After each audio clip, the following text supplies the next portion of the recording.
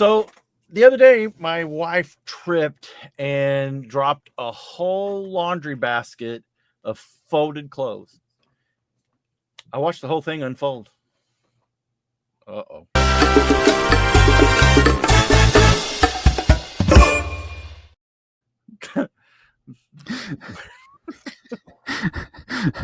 That's what would be said. Uh-oh.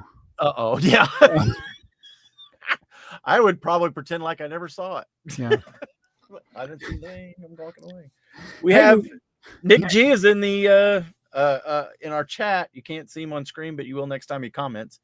So we have a viewer. Yay. Whoa! Live audience. Oh, so we're a third less efficient tonight. We are, yes. So we don't know how to start. Earl's not here. He's the one that usually says, "Hey, there's Joey. He's down in his basement in his Bricklink store, and I'm usually down below, but now I'm off to the side. You're off to the side. I'm Bricktsar. Earl's missing. He's on vacation, right? Yeah, good for him. I've been missing I feel like I've been missing for the last month, even though I was there for part of an episode. Yeah, it's uh-oh. Nick posted a joke or posted a comment, and he said solid joke. Thanks. Why are we not getting our comments again? Blurred out. Yeah. Well, StreamYard has failed me again. I'm not getting my comments on the screen. Well, you can acknowledge people with our audible voices. Yeah, we'll carry on. I wonder why that's not working again. Yeah. Oh well. Okay. It's StreamYard. We'll blame it. All right, so our vault, I guess, is that our vault set, our set of the episode? Is it? Yeah, so the vault is also the episode number, unless we decide to do something else. Okay. Well, then that means I need to do this. We're about to check out the vault. Let's see if I can whip one out, Joey. All right, go ahead. Whip it out. Excuse me while I whip this out. Yeah. Oh, look, he's got it. He's got it. Oh. I clicked the wrong button. Yeah. Without Earl, I'm lost. It's set 136. So I really appreciate Lego and their heritage with Big Oil and all the collaborations they did. This came out in 1975. I just know this 50 years later, it's still going to be a close partnership that Lego will have with the Shell company, as well as all the other gas companies, Exxon, that they did collaborations. It's just what's a better crossover? Who says Lego didn't do, what do you call it when you license themes? Yeah, license themes. Shell. This one, I have two of them, and you notice a difference in the... I got the red magnet touching the red. Hold on a second. I'll put the track. No, they're different on that side too. Difference in let's see. The wheels look the same. The black and white stripes look the same. Oh, the fonts are little. The one font is bold. Yes. Yeah. So I think this one is actually an older font. This one might actually not even be the correct one. I don't even know. Or this one might be wrong because I think it's older. But who knows? Well, but how many? What is that? A 1x6 brick? Yes, it's a printed 1x6 brick. Yeah. And if you cover up the first letter. Oh no! Oh no! Oh, the humanity of it all.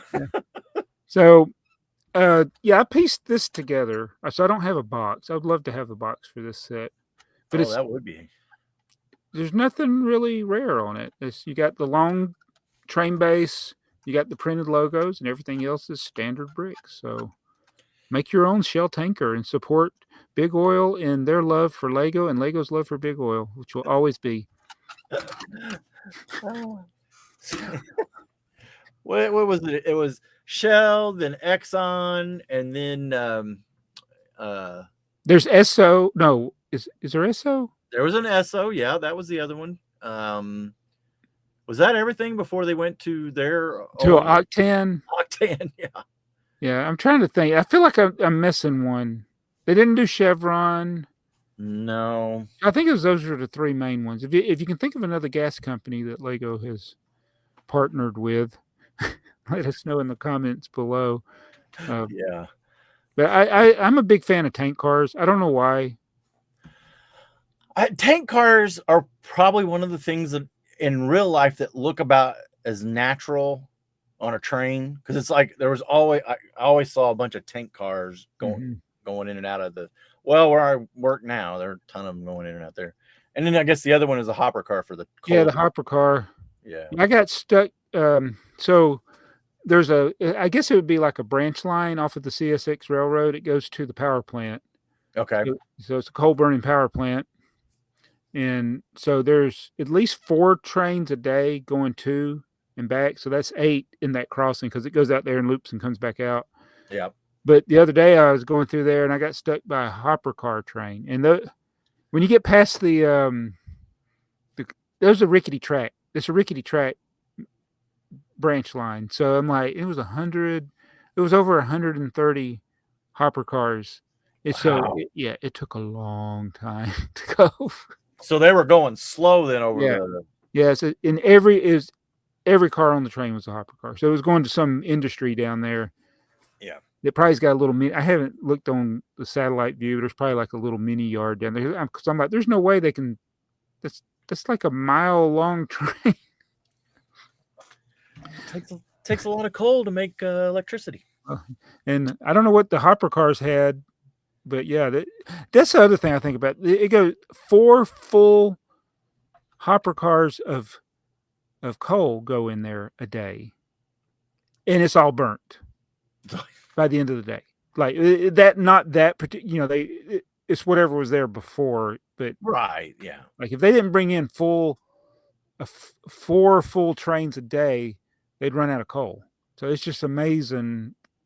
You got to figure that's how much they're burning each day. Yeah. Well, that's a big hole somewhere too. Yeah. I seen it in somewhere near South Dakota and Wyoming. I saw one. Oh, like an open hole? The interstate there. Yeah.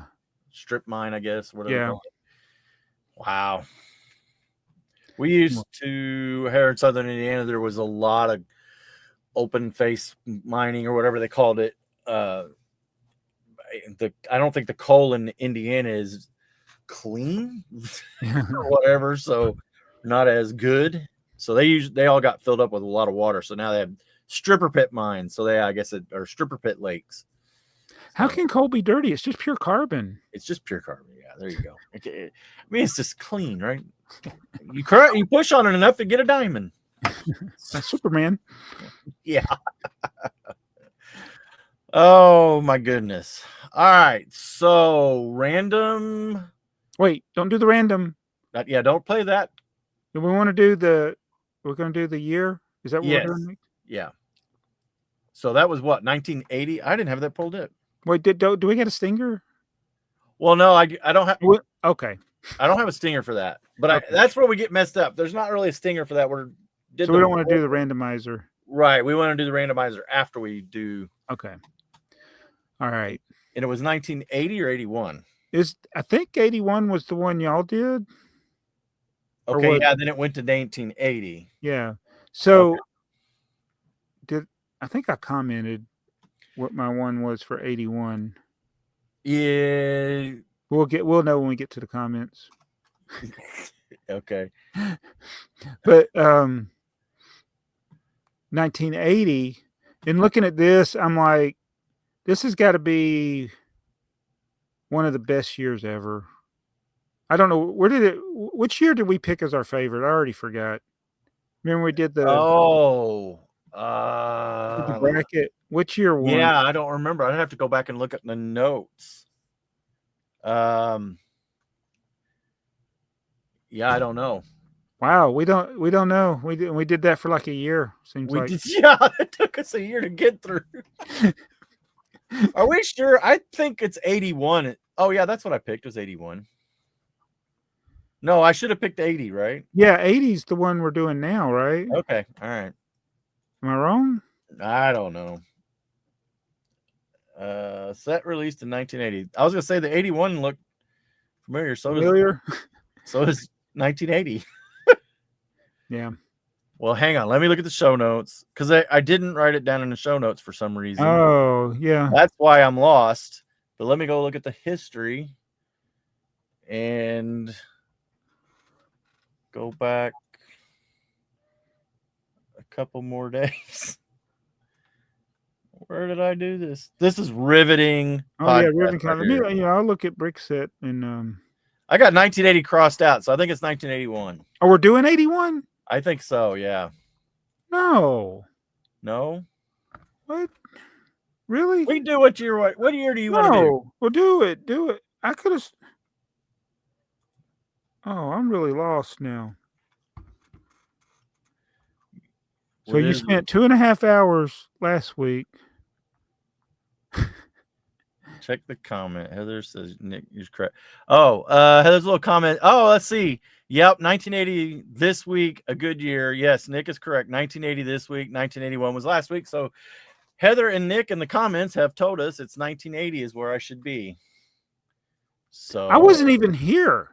Yeah, and you're You know, doing better than I that. am. And I was. And you doubted me. I'm sorry. I'm so sorry. I wish our comments would show up. Okay, so here we go. Universal building set. That's what we'll start with. Yeah. All right. And then we got some part sets. You a might as well base turn that plate. thing off if it's going to be grayed out. Yeah, sorry. Yep. You're absolutely right. Sorry, commenters. Thank you, Nick and Heather. Thank you, Nick. We're sorry your comments aren't showing. Heather's watching. She'll yell down at me. Okay, stop right there. I'm stopping. All right, this is one of my top wanted list sets. 1050. That version of 10. There's two 1050s. 1050. Look at that one. All right. You see why I want it? There's a tipper in it. Ah. It's the unknown tipper. The unknown tipper set. Oh. It's not inventoried, so it doesn't show up when you look at the parts list. But it's so you need a sealed one. I need a sealed one. Yes. You need a sealed one to open. That is crazy. Yeah. Oh my Somebody God. had it was an open one, but it was close to complete, but they wanted like a ridiculous amount of money for it. So are all the parts there? 1, 2, 3. I know there's more parts than what it shows. 9, 10. Okay, but there's a 4x10 plate. The headlights there. The wheels are going to be different. The wheels are that's the newer wheels, aren't they? I think they had phased out the smooth wheels by Smooth then. wheels by then. But yeah, I saw the 4x10 plate. There's probably there's 1x2 yellows in there, and there's the headlight brick. Yeah, you can build it. You can almost build it. Almost build it. If it wasn't for the wheels. Well, yeah, and you can with the wheels. It's just going to be the knobby wheels. Right. Well, there's no dual E knobby. Yeah, that's true. And is there a windshield?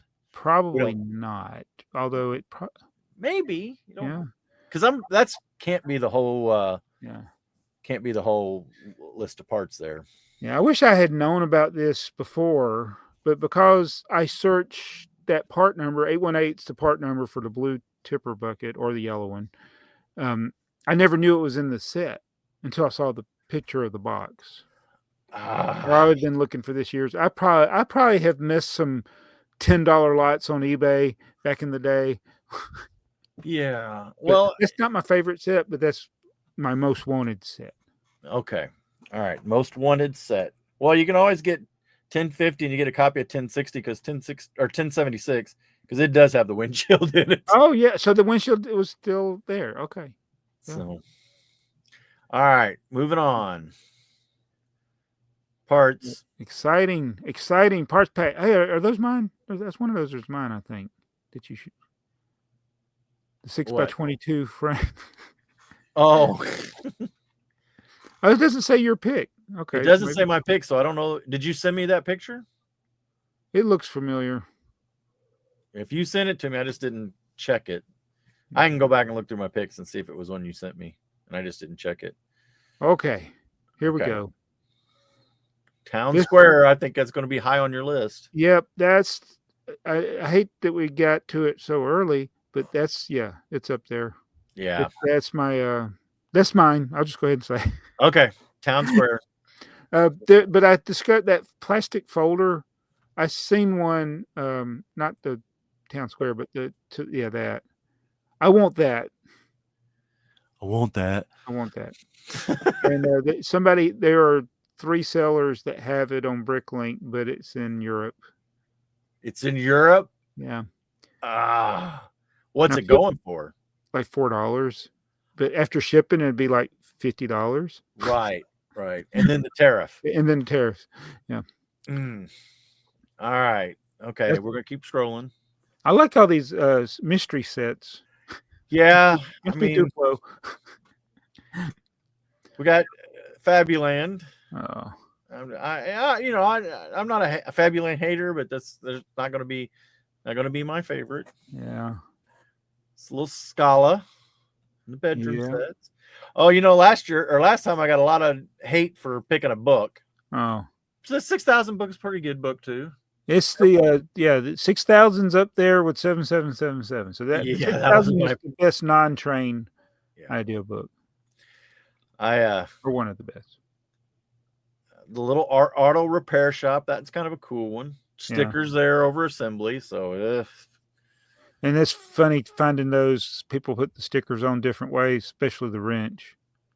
Yeah, get them all. Yeah. Okay, Exxon gas station. Yeah, that's one of Earl's. I was wondering if he was going to pick that one. Yeah. Oh yeah, Exxon. We didn't list that, did we? We said Exxon, didn't we? Yeah. Oh, we might have. You got Exxon, Shell. I mean, SO. Yeah. And then Main Street. Main Street. Yeah, Main Street's a good one. It's so good they remade it. That's true. Is this the one that was? Oh, it's got the tree in it. Yeah. Yeah. Is this the one that was actually released or not?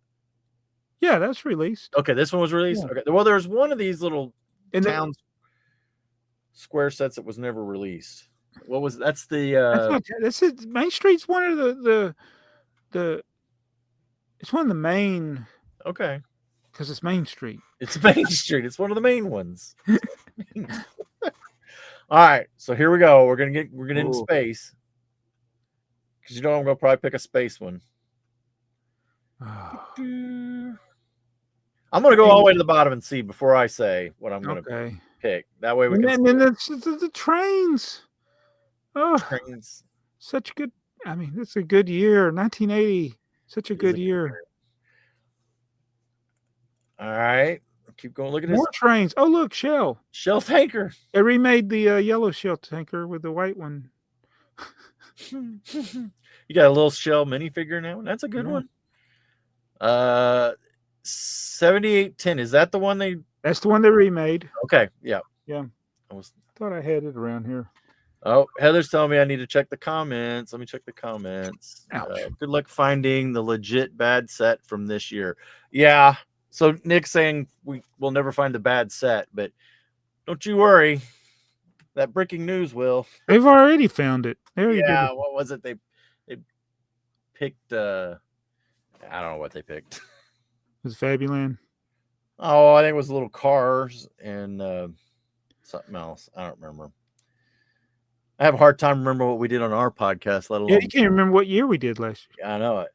Track, lots of good track. This little level crossing is good. It's got a tree. Got a tree.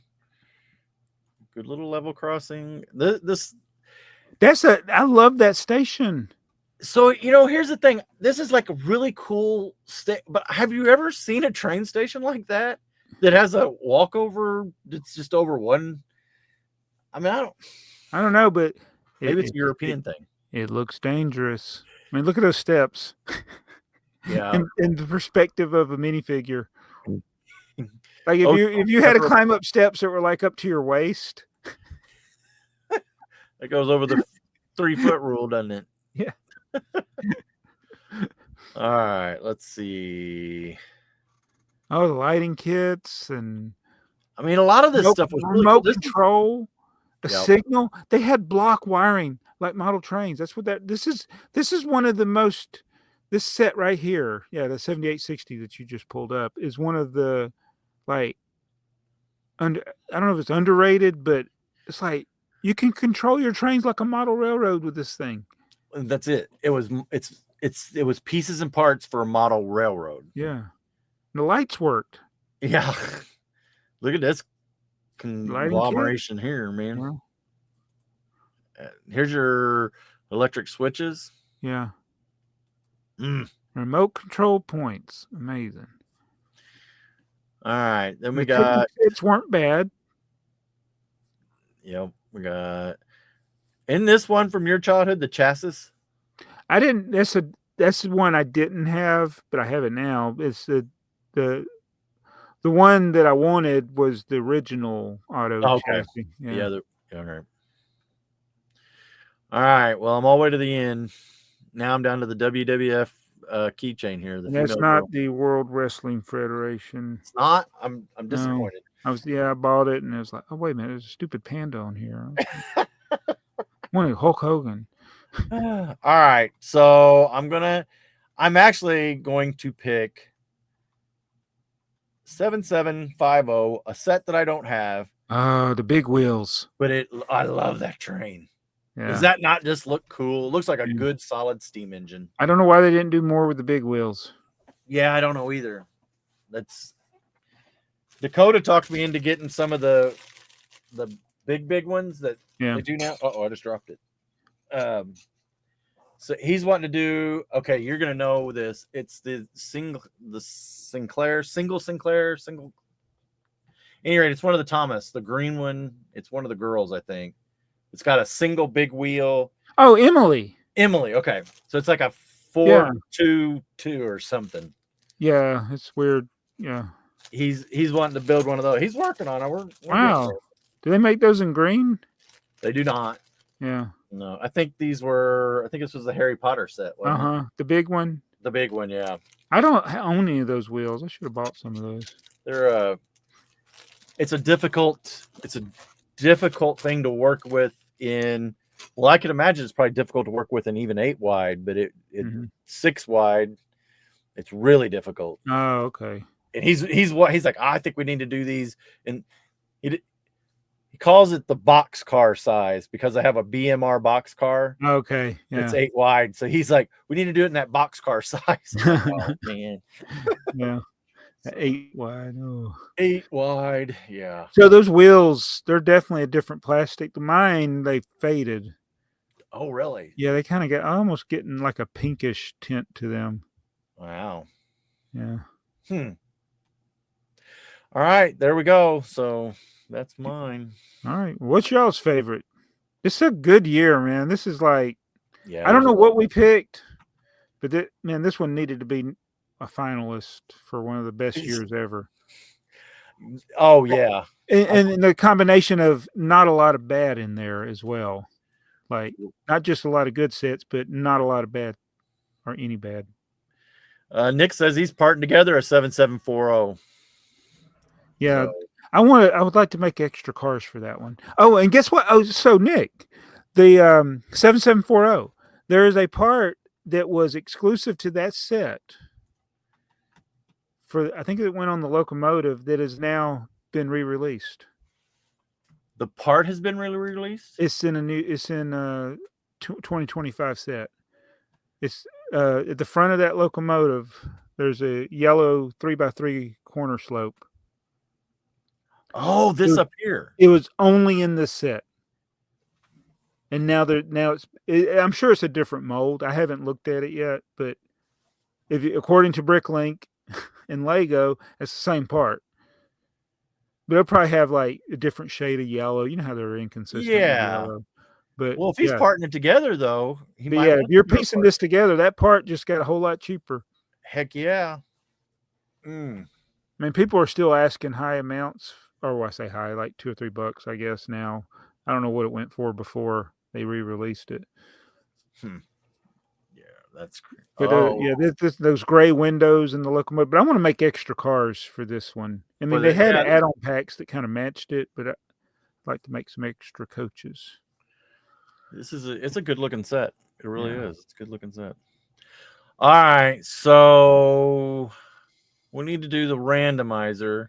Okay. And you gonna put it on the screen? Or Yeah, I'm gonna put it on screen. I'm thinking here for a second because I don't think we're gonna like the result. I know the result already. Sorry, but here we go. You ready? Oh, wait a minute. How do you know the result already? Yeah, because I had to set up the video. Oh. All right, here we go.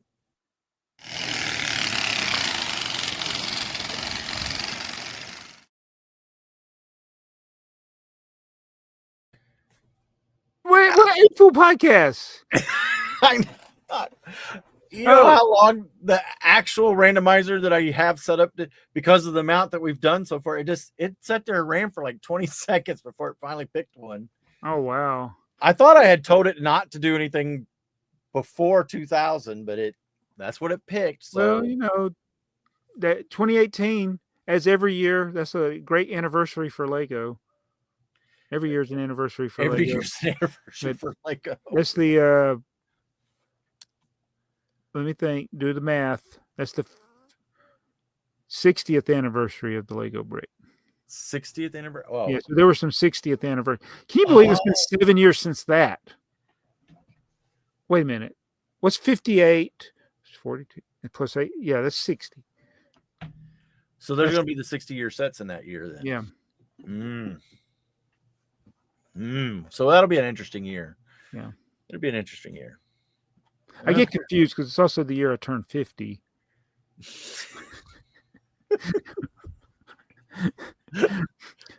All right. Well, so where are we at? I got the chat. Thanks, honey. 2018.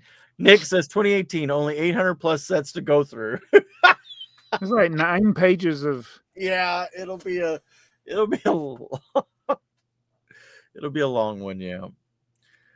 Okay. So, how about this? All right. How about something crazy on eBay? Yeah. Woo. Wow. Crazy. Yeah. Okay.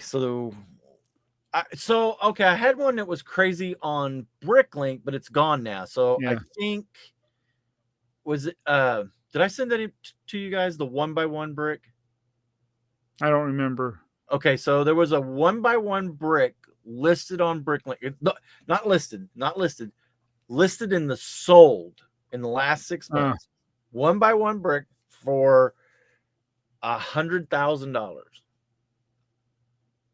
Yeah. No. The fees would have killed whoever did. If they thought they were being funny. But somebody had to buy it. Yeah. And it skewed the I guess the rules. I would it ought to be. Like you can have high prices, but I remember I listed that 2x4 when I had my store closed for a while when YouTube was doing great. Yeah. I had one item for sale. It was a 2x4 brick. I said it had custom bite marks. I had it for $500. And they didn't like that? They deleted, yeah, Bricklink. Well, they probably deleted it because it had bite marks. Yeah. Because that's I'm sure there's people sold stuff with bite marks. You just can't, I guess you can't describe it that way. You can't say that, yeah. Unique denting, I guess. Not bite marks. Yeah, that's weird. All right, so here's what I found. I didn't find it. This was sent to me by Barefoot Bricks on Bricklink.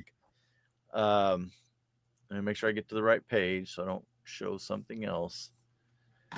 And then I got some questions for you once we show this. The Lego Bricktsar Battle Pack, Sig Fig, Tipper Truck, Signed Red Brick, and Shirt Pack.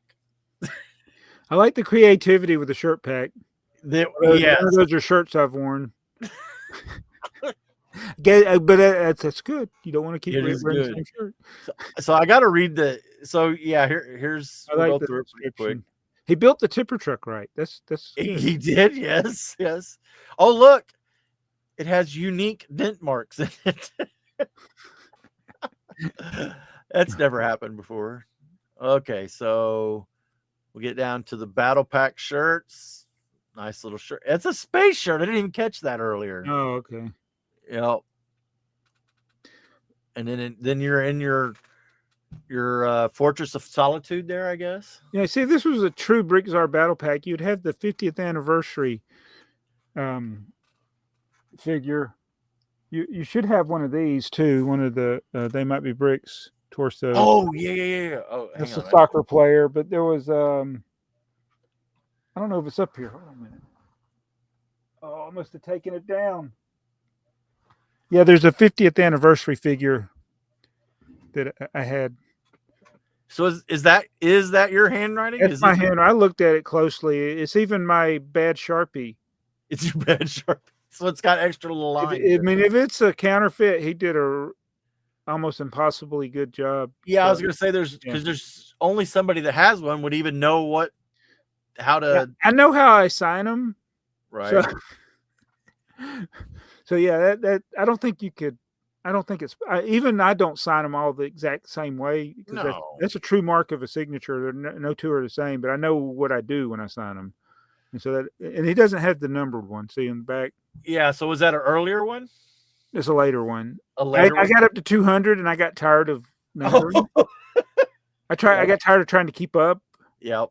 So yeah, I did 200 plus because there's up to 200. There were some that somebody requested a number outside of 200.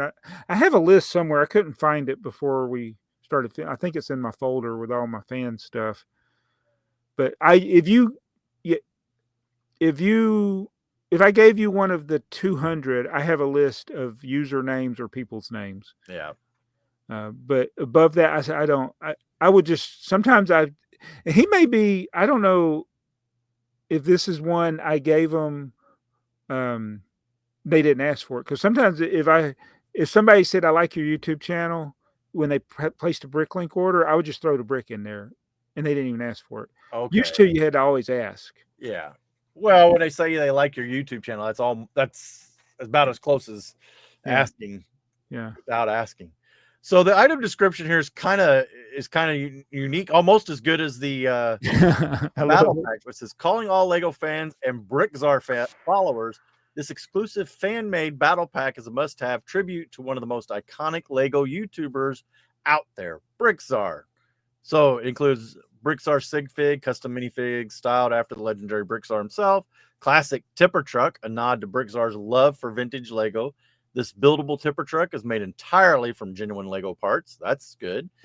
Rare 2x4 brick, autographed. Can't help but love that. A real 2x4 Lego brick, hand signed by Bricksar, a collector's dream. Old guy, new shirt, accessory pack. Includes 7 unique minifigure torsos, so you can recreate Bricksar's different shirt every day series from YouTube. What that was a year. Yeah. That's been 2 years.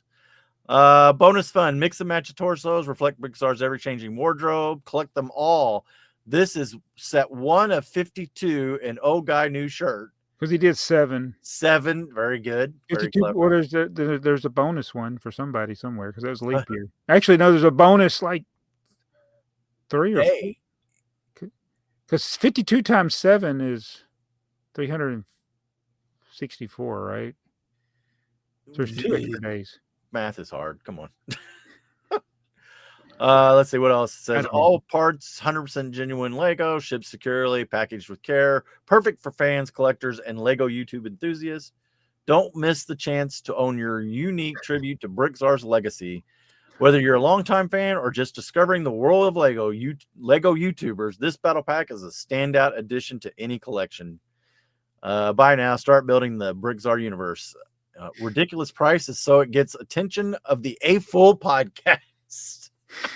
First reasonable offer of $50 will be accepted. Wow. Oh, this was awesome. We love it. I love it. It was great. Thank you, I guess. I like all the shirts. Yeah. It's a unique idea. I don't know is that a video thing? The little display case. Where's that from? Oh, yes. I think that's a video case. Let's see where's that. There it is. Yep. So the only thing he's missing one thing. Well, he's missing the brittle blue plate. Some people have sent broken brittle. Oh, you sent them out. People I gave signed brittle. I can't even say it. Brittle blue bricks. Well, speaking of brittle, okay, hang on. Let me remove this and then add this. Ooh, you broke a. What color is that? Is that black? Brown, Oh, it's dark brown. dark brown. Yeah, those can get brittle too. So that must be an older one. Well, yeah. I mean, it's modern mold, but yeah, it broke. Were you taking something apart? Well, yeah, I wasn't using a brick breaker on it though, or I mean a Brick breaker. That's what you can call them now. Oh yeah. Well, Dakota's afraid. He was pulling up some stuff the other day, and he was afraid to use the separator. He's like, I don't want to break these because they were all reddish brown. Yeah. I said, dude, it ain't gonna matter. Even if I can get them pulled up with my fingers, they're probably gonna break. And half of them did. So yeah, I had never seen this before. That's the side out of a. Now that is that a slope? Yeah. Yeah, I have the slopes break a lot. I've had several dark red and reddish brown slopes break. This was a reddish brown. And I wasn't. This one I was just trying to pick up, and it just broke. I was like, oh, he didn't not even taking it apart. Yeah. Well, I mean, it was on a plate, but I wasn't stressing it. Yeah, and it just. Yeah, I took apart the Ewok village. I ended up leaving some things, I think. Or did I take that one completely apart? That's one's. And I got a sealed. I still have that castle set from 2009. The village thing. I never opened it. It's still sealed. I would love to do a video just breaking the pieces. I don't want to. A rare and valuable. Well, I guess it's rare and valuable now. I don't know. Yeah. Ewok village. All right. So yeah, that was. Other than that, there wasn't a lot of crazy stuff on eBay. No, I did see an auction on Goodwill that was for Lego. It said the title was Lego Green Underwater. It was just like some kind of shot glass thing of not Lego. It wasn't Lego. Oh, nothing to do with it was just an incorrect listing. And I said I put a message on there to Goodwill. I said, doesn't look green, doesn't look Lego, doesn't look like it's underwater. What is this? And they said, thank you for that. We're going to remove the listing. And the crazy thing is somebody had bid on it. So I think somebody's going to be mad. Because one of the things I like doing is finding stuff that's listed incorrectly. right. But as long as it's what's in the picture, that's what I want. Right. But that's still a crapshoot. Did you bid on those base plates? The base plates. 078 road plate. They had two or three of them on Goodwill that ended last night. No, I didn't bid on them. No, I need to see I want to see what they went for. Oh man. No. I guess I should have shared that. Well, not if you were trying to win it. Because I said we'd be bidding against each other. Yeah. Well, yeah. We don't want to do that. I was bidding on. So I like the soft bricks that the education. Yeah. Well, I haven't seen any of those for sale in a while. No, there hasn't been, but there was an auction on eBay. It was in the United States, and I bid about Heather's listening, so she'll love this. But I bid about 150 for how many bricks? Huh? How many bricks was it? I think it was about 20. Oh, which I didn't think was a bad amount. It's still expensive, but it still ended up going for like over $200. I don't remember what the final bid on it was. Oh, man, it is crazy. These things are so hard to get. Oh man, the road plates went for $61. It's the I don't know. I'll just do it the old-fashioned way. That one. Oh yeah. They were not broken. Not broken. Yeah. Oh, that's the back of it. Yeah, stop doing that. Yeah. The three-way road plate. I wanted to. If I was hoping nobody else would bid on them, but once it got up to like $30, I was like, yeah, somebody's gonna. Yeah, it's not 100, but that's actually the right price, 61. But if I'd kept bidding, it would have kept going up. You said there were two? There were two. I think there were three of them. Oh. I bid on two of them. I think there was a third Oh, one. separate. Each was separate auction. Okay. Yeah. Separate auctions. Yeah. It's like, it kind of, I mean, I guess they're getting smarter, because this is the kind of thing that in the past would have just been thrown in to like some random lot. So this Right. means they knew it was valuable. Yeah. But there was a random instructions lot that I bid on. But once one other person got on it and the price got up, it was it had the Superstar Destroyer instructions in it, which are a giant set of instructions with a binder. I mean, a spiral bound. Yep. And I was like, it was like $9. I was like, I'm gonna bid on that. That's $300 instruction manual. Right. That's like, if I can get that for $15, but then somebody, yes, I think somebody else saw it too, because it was kind of under all the other stuff. Yeah. I love getting deals when I can, even if it's not something I'm looking for. Yeah. I mean, isn't that what we're all after? Yeah. Getting some good deals. Yeah, but you're right. Lego or Goodwill is, somebody's getting smarter. Yep. And of course, there's too many people watching it now. So, so those base plates, they were at the Milwaukee areas Goodwills, and there was up in that area, they also had pallets of Lego. Oh. So one of them was like 550 pounds. And I was like, if that was less than $1,000, it might be worth it. But it's not, if I can ever find one of those in state of Georgia or in Tennessee or in Alabama, I might actually try to bid on. Those are always pickup only. Well, okay, I was gonna say, if it's palletized or it's, that's gonna be awful to ship. Yeah, but it said local pickup only. But okay. Right, I would just go over there and I wouldn't take the pallet. I would just take the brick. Yeah, load the car up. Bricks out of. It might take a while to get them loaded up. Right. It's like putting two people in your car. Or, no, three people in your car. All in the trunk, though. Yeah. What do you got in that trunk? It looks like it's riding low back there. My Corolla, just a little bit of ABS. 550 pounds of Lego in the trunk of my Corolla. That was. Oh my gosh. Oh, so are you dipping your toe into the Facebook mark? Yeah, much like YouTube, I've gotten sucked into the world of Facebook. So that, I wouldn't even be here on YouTube if it wasn't for them reaching out to me. Right. YouTube or Google. Yeah. Yeah, and then so I had one of those. I think people have gotten them on Instagram before because it's all the same company, but like they want you to post reels, and I've always been thoroughly like I hate doing this. It's vertical. It's stupid. I thought Instagram was for pictures, but I did the thing with Instagram a year or so ago, and I made $100 for low effort content. Right. So when the offer came up from Facebook, I'm like, yeah, I can do some low effort content. I mean, that's not what they're wanting. No, that's what they're getting. Right.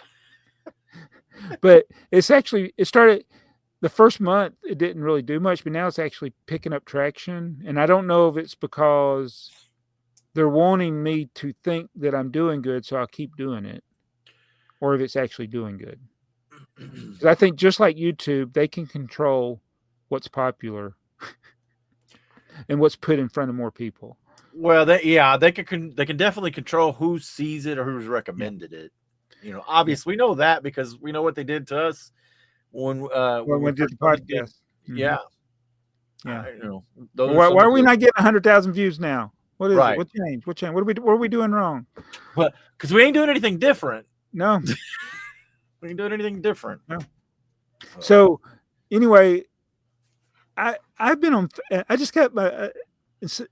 Since you put this in the show notes, just the other day I got a little notification that congratulations on your 10-year anniversary on Facebook, and I was like, "Oh, I've been doing this for 10 years." How old is Facebook? I don't know. It's older than that. I mean, Yeah, it has to be, doesn't yeah. it?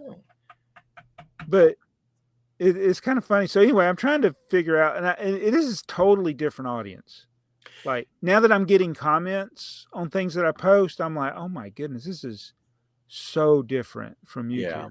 So, two things they'll want to talk about. One, what happens when you have a video that starts doing well or your channel starts doing well?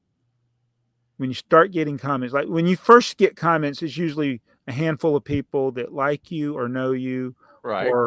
and they're nice. But after a while, at a certain point, you're going to start getting mean comments. Right.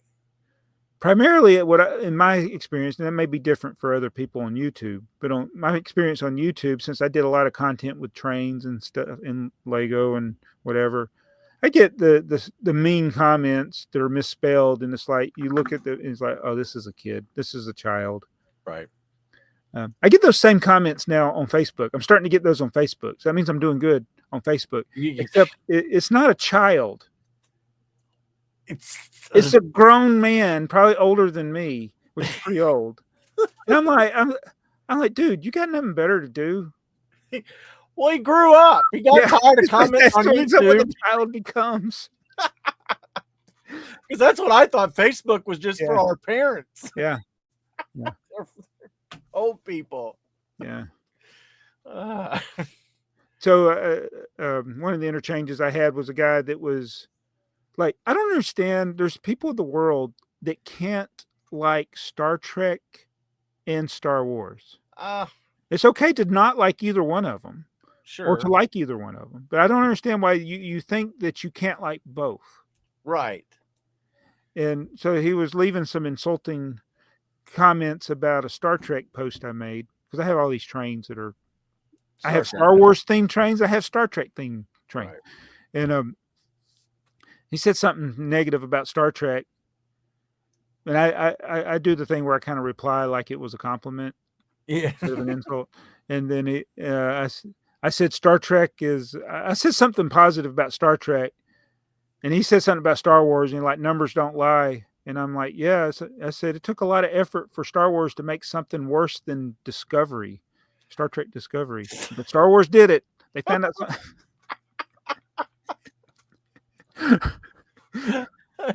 And then I ended it with Gary Mitchell.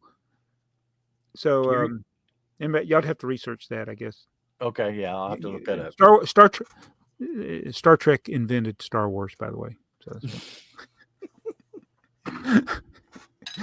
anyway, that's enough for that. But anyway, the second thing was I was going to try like groups, and I've followed some groups, and usually just like I like to look like the vintage Lego trains, and I was in this vintage Lego train group.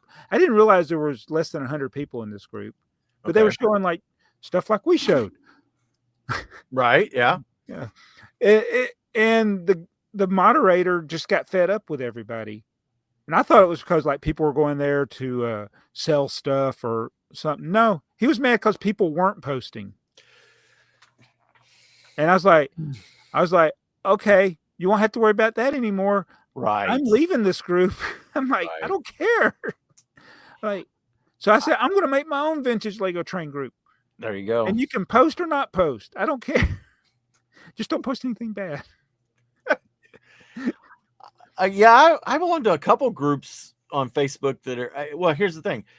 I belong to several Lego group vintage. There's a for sale group, and then there's one that's not. One Gary Istock's in a lot of times. Yeah. And I think they have pretty good followings and stuff. I just don't get onto Facebook, so I never know what's going on. Yeah. These groups. Probably the most active one I get into is the Freedom Train group, because they're trying to make a new one for next year, and they're taking one of the Reading T1s, and it's going to be the 250th. 250, yeah. So they're going to run an engine for I don't know what cars. The original Freedom Train cars and stuff are spread all over the country. There's a website that kind of tracks them. Oh, they But, still exist, or they're like some of them do. Some of them are in museums. I think the flat cars are still in service. I have to go back and look at that. I might be wrong. They may be out of service now, yeah. but yeah, a very large percentage of it is known to where it is and where it Okay. exists. Okay. The one that upsets me the most, and I don't. It's the blue one, the locomotive. It's the Reading. the number one. It's in I think it's at the B&O museum, Okay. and I almost bought man, an it is acre scale version of. I think it's that one. So I know there's the other one, the the daylight. daylight. Yeah. Yeah, it's the one because it was pictured on all the paperwork and stuff. But I think the one I saw was the first one you were talking about. yeah, That's the one that came to Georgia. it did, and it was it went a lot because the daylight wasn't ready until a little bit later. But yeah, it's sitting at the B&O Railroad Museum, which is a really nice railroad museum. But like everything costs money, and it's sitting outside, and it is really going hot. Yeah. So I think they're gonna try and do a quick and dirty paint restoration on it for next year, but I'd really like to get up there and see it. I think the way things are, it's like they don't need to do like a rolling museum like it was. Just paint up some cars. Yeah. And just make it where people can do their little photo shoots. Yeah. It'd be cool. Yeah. So did y'all see the Freedom Train?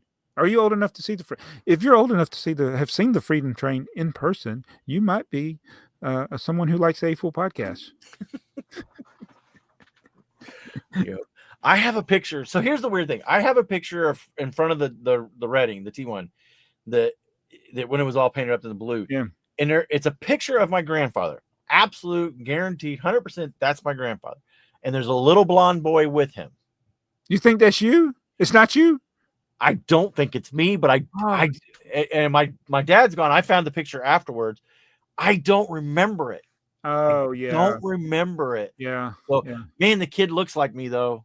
Yeah. It's the old 110 picture. Yeah. So it's a small picture. Who knows where the negative is for me to even try to blow it up from that. Mm-hmm. And I scanned it in and tried to, I should have put it on here. So you would have been 7, 6. Yes. I mean, I can remember that the video I posted riding the Southern, that was like 1974. Yeah. And I remember that day. Well, so I remember when it was in Evansville, because we were actually in Florida when it was in Evansville. Yeah. We were gone. But when we came back, they had painted up some Jeeps, some diesels, all in the red, white, and blue. And we went and saw those. Me and my grandfather and my dad, we went and saw those. I remember that clear as a bell. Yeah. I don't remember that picture. So it makes me think that it's really not me. And I don't have any male cousins that would have been that age that would have. Well, here's something. I am in a lot of I think my mom, because I was the youngest for a while, there's a lot of footage of me. Okay. So that train ride, from the time I was a baby to that train ride, I was hoping I've been going through all of our films. I was hoping we had one of the Freedom Train because I remember standing next to it. Oh, man, that'd be so cool. The thing I don't remember the camera. I have no memory of it's like and you can tell in some of the things, I'm just kind of oblivious to that my mom's recording. Right.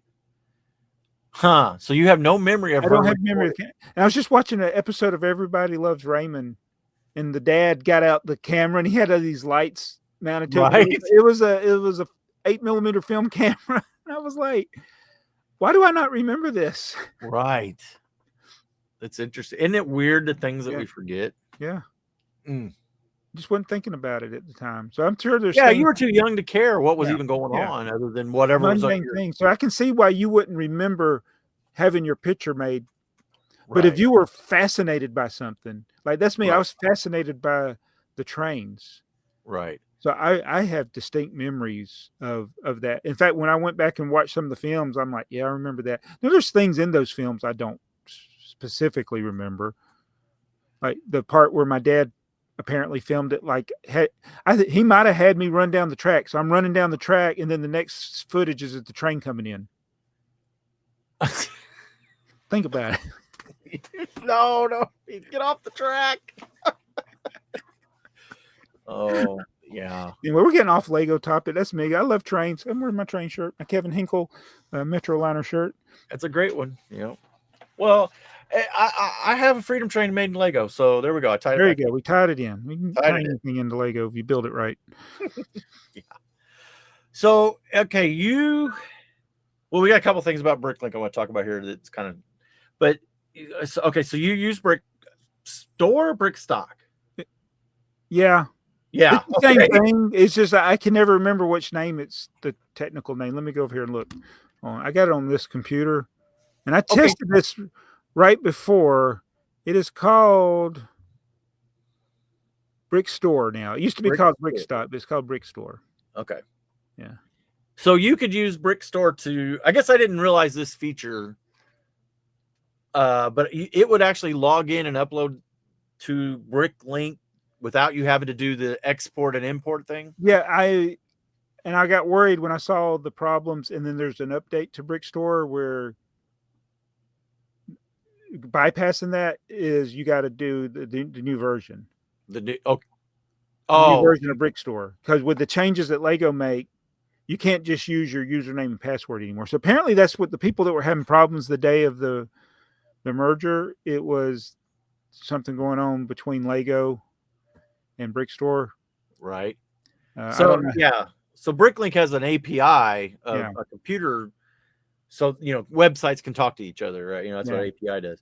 But yeah, there must have been either Lego or Bricklink forgot BrickStore or something. Yeah. Something broke bad. Yeah. So I got worried because I have this Mac that I'm actually using right now for this podcast is a 2013. And so I went to update BrickStore. BrickStore, my Mac said I can't update that. The BrickStore said I need the newest version or newer version of the Mac operating system. So I went to get the newer version, and they said you're up to date. So I don't know. I can't load the new version, but since I do it the old-fashioned way, where I just export it, because that's the thing I got to thinking about is like I never sign in, right, to Bricklink through BrickStore. I'm always, if I'm logged into Bricklink, I'm just copying and pasting stuff in there. It doesn't matter. It doesn't need to know your username and password. Right. And then you do the database stuff. Like I made sure I did the thing where you update the database so you can work offline. It said you're up to date. So I said, okay, I guess it doesn't need my username and password to get the updated. Like if there's new sets added, new part inventory added. Right. Yeah. So I'm good as far as that goes. But I just don't remember ever giving BrickStore my Bricklink password. Yeah, I saw Pop Spot. I was watching one of his videos, and he was in when he was filming. It was down, and he kind of said the same thing. He was able to the pricing is the pricing's still working. So that must be a feature. The parts, the pricing, and all that stuff. That must be a feature that's just kind of open and not require the credentials to get in and out. Yeah, that part of it. So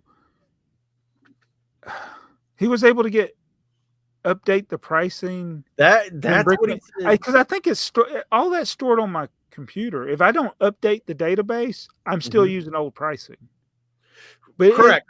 The entire inventory is stored on my computer right now. Right. Like not my inventory, every part and every price. Yeah. No, it downloads that for Bricklink whenever you tell it. Right. You got to download the price. If you want the current price, you do have to download it. And he was able to do that when it was down? Not when it was down. This was after, but that was still the time where you couldn't log in because he was logging in, right? to do his stuff. So instead of doing the download or the export import thing, he was logged into BrickStore, and he said that part was not working. And I guess probably at the time that he was recording that, he didn't know that there was an update or a fix yet, or, you know, because he kind of films over several day period there when he does a single video. But it was, he did update his pricing. He said, well, my pricing's been updated, so that part's good or whatever. So okay. So I haven't uploaded I got 2 things I parted out. I got ready to upload, but I haven't actually done it. But I don't perceive a problem since I can.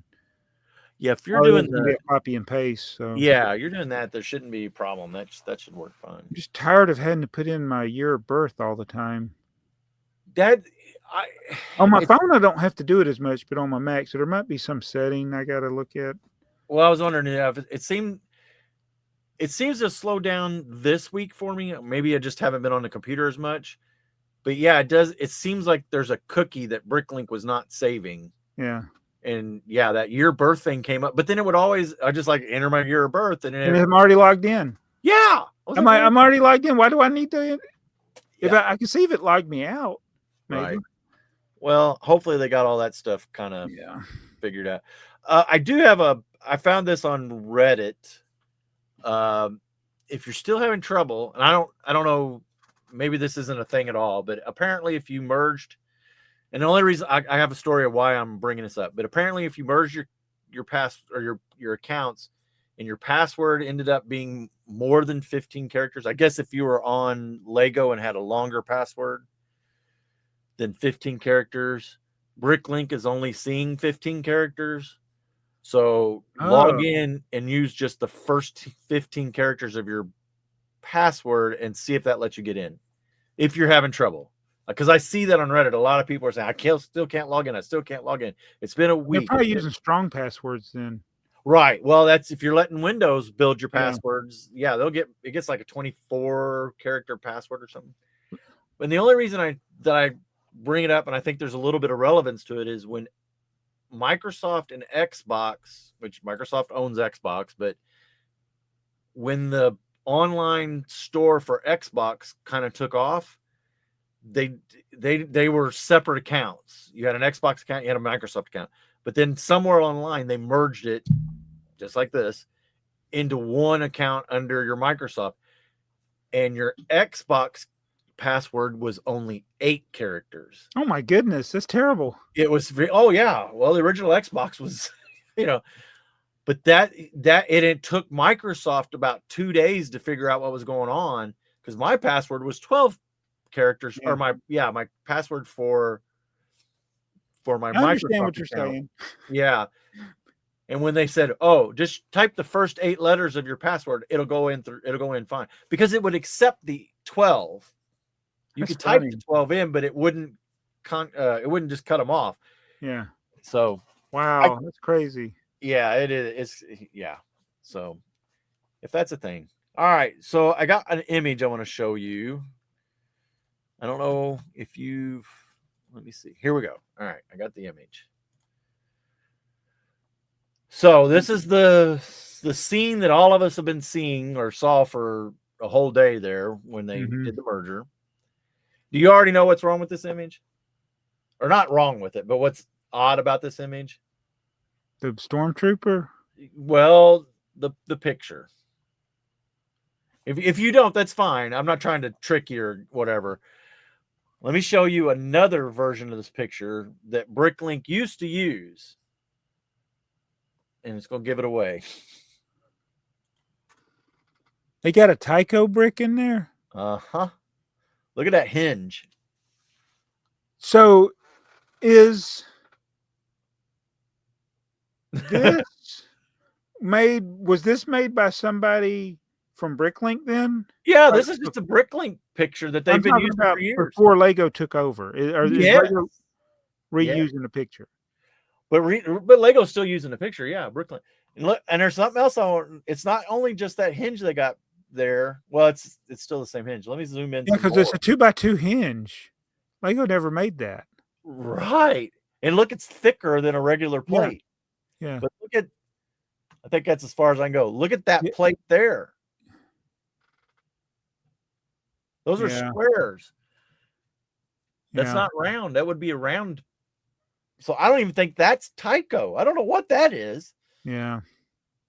But here's what Lego made them do. Look at now. Let me go back to the. That's the old picture. That's the original. It's the same picture. I'm gonna go back. It's the same picture, but they've cropped it. So now you But can't. it's still a thick plate there. It's still a thick plate, but you can't see the hinge anymore. Wow. Everybody tells, or the stuff that I read online says that Lego made them crop it, but they didn't change it. I wonder who pointed it out to them, because they're not very good at noticing stuff. Yeah, that's. I mean, they Maybe it wasn't BrickStore was really in Lego. the That's corner just, garage, it's or the. the Octane station. Well, I was gonna say, didn't they use your? Yeah, use my picture, for Yeah. their promotional thing. I don't know. I mean, this doesn't mean anything. It's just funny to me. Yeah.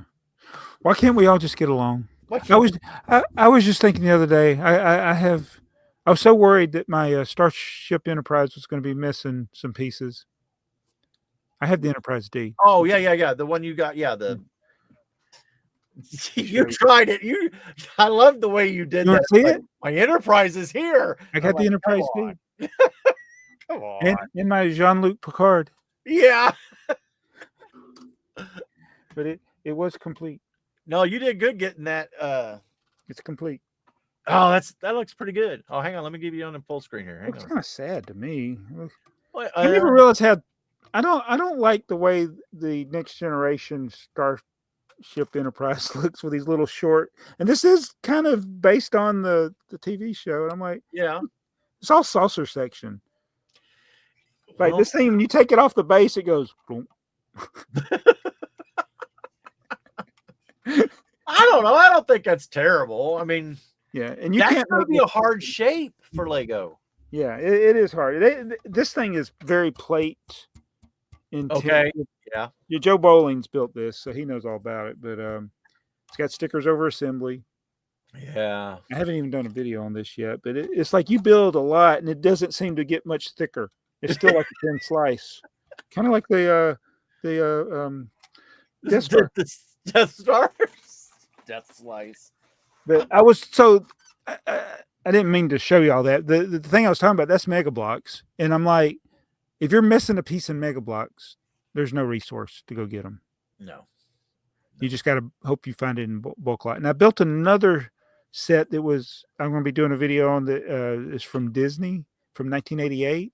Okay. And it's those bricks. I thought they were Mega Blocks, but apparently it's another brick building. So it's the one that has the little anchors on the studs. Oh.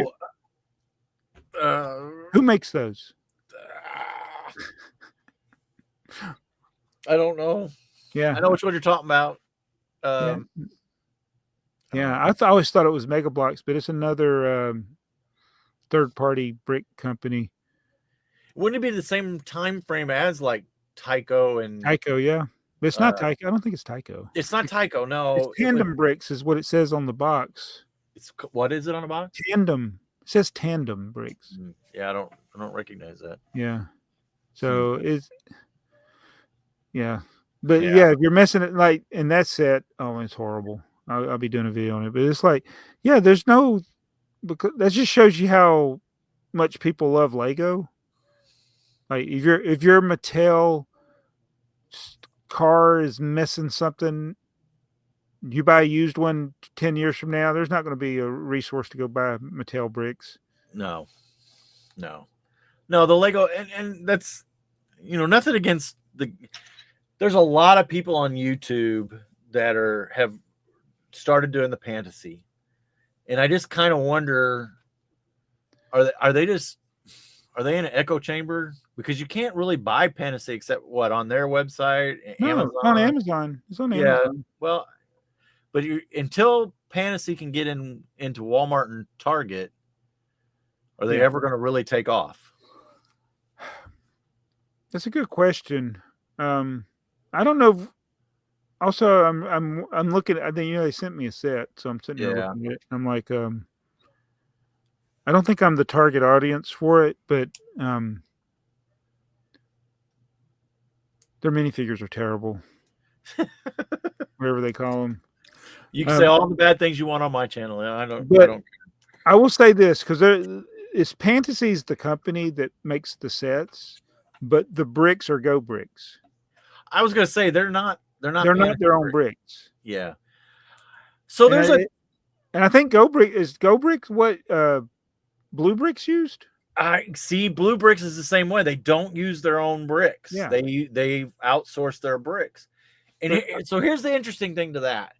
Go Bricks, if they're just sourcing bricks out to Fantasy and Blue Brick and the other companies, they can't help but get better. Yeah. And so I will say this. This was my, I think, 4th Fantasy set I've built. As I was building it, if I didn't look at the minifigures and I didn't look at the studs, right, I wouldn't know. Is the clutch similar? Yeah, it's like the same. And then the things that are different are like better. Like there's printed pieces. They have this set has a lot of chrome gold in it. So I'm like, I've never seen this much. We get pearl gold in Lego sets now. Right, yeah. This was like more chrome looking. It's a little bit too ornate though. It's just some of the sets seem to be. So so the printing. Everybody talks about how Fantasy has so much more printing. There's a couple things that are kind of changed in the industry. Well, just not in the industry, just in the world. UV printers are now a desktop thing. Yeah, they've gone from being $20,000 to $30,000 pieces of equipment that is a true real investment. Now they're sub 5,000, I think, in just a few years. So a true UV printer, it's like 3D printers. These UV printers are going to get cheap enough that places like Fantasy or it may get to the point now that if a UV printer gets cheap enough that I'll make my own tiles versus having to go to like Eclipse Graphics. It's going to hurt places like Eclipse Graphics. Yeah. But it's going to help places like Fantasy because they can use these, I don't want to call them consumer grade, but these prosumer level pieces of equipment to get in there quicker. Yeah. So what's a good reason for a company or companies like Fantasy to, number one, exist and do well? Number two. Good reasons? Yeah. Well, I mean, because it's well, a lot of people, and this is what I keep hearing, is everybody keeps saying competition is good for Lego, and that's not untrue. Competition is good, keeps them hopping, right? Keeps them moving forward. But Fantasy is, I don't even know if Fantasy is a fly flying around them yet.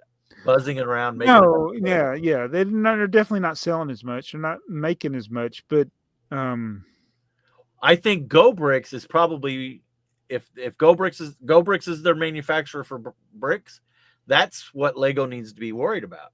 Yeah, because if they keep getting better, and they are getting better. Yeah, and I'm still looking at this set. I'm sorry, but it's like. I don't, only time will tell. This Fantasy's 5th year. They only been around for 5 years. I don't know how long Go Bricks has been around. And I think I thought about this when I looked at the prices of the Fantasy set. Yeah. I was like, the thing you would hope is that the competition will cause, one, Lego get better, which are already the best, and number two, prices right down. But I think what's happening, the prices on that stuff is going up as it gets better. Like the one they sent me, I looked at the link for it on Amazon. It's $150 or $140, which I guess is still, that's a modular building, 3-story modular building.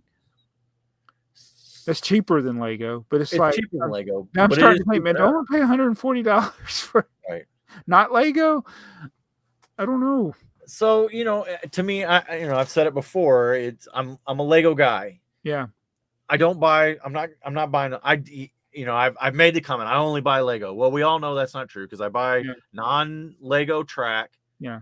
But it's the only Lego track I've ever bought that's not Lego is because Lego didn't make it or still won't. And then I got a whole set of lights because I'm getting ready to do the Western. This is all brick stuff, Yeah. which is not Lego. And of course, stickers.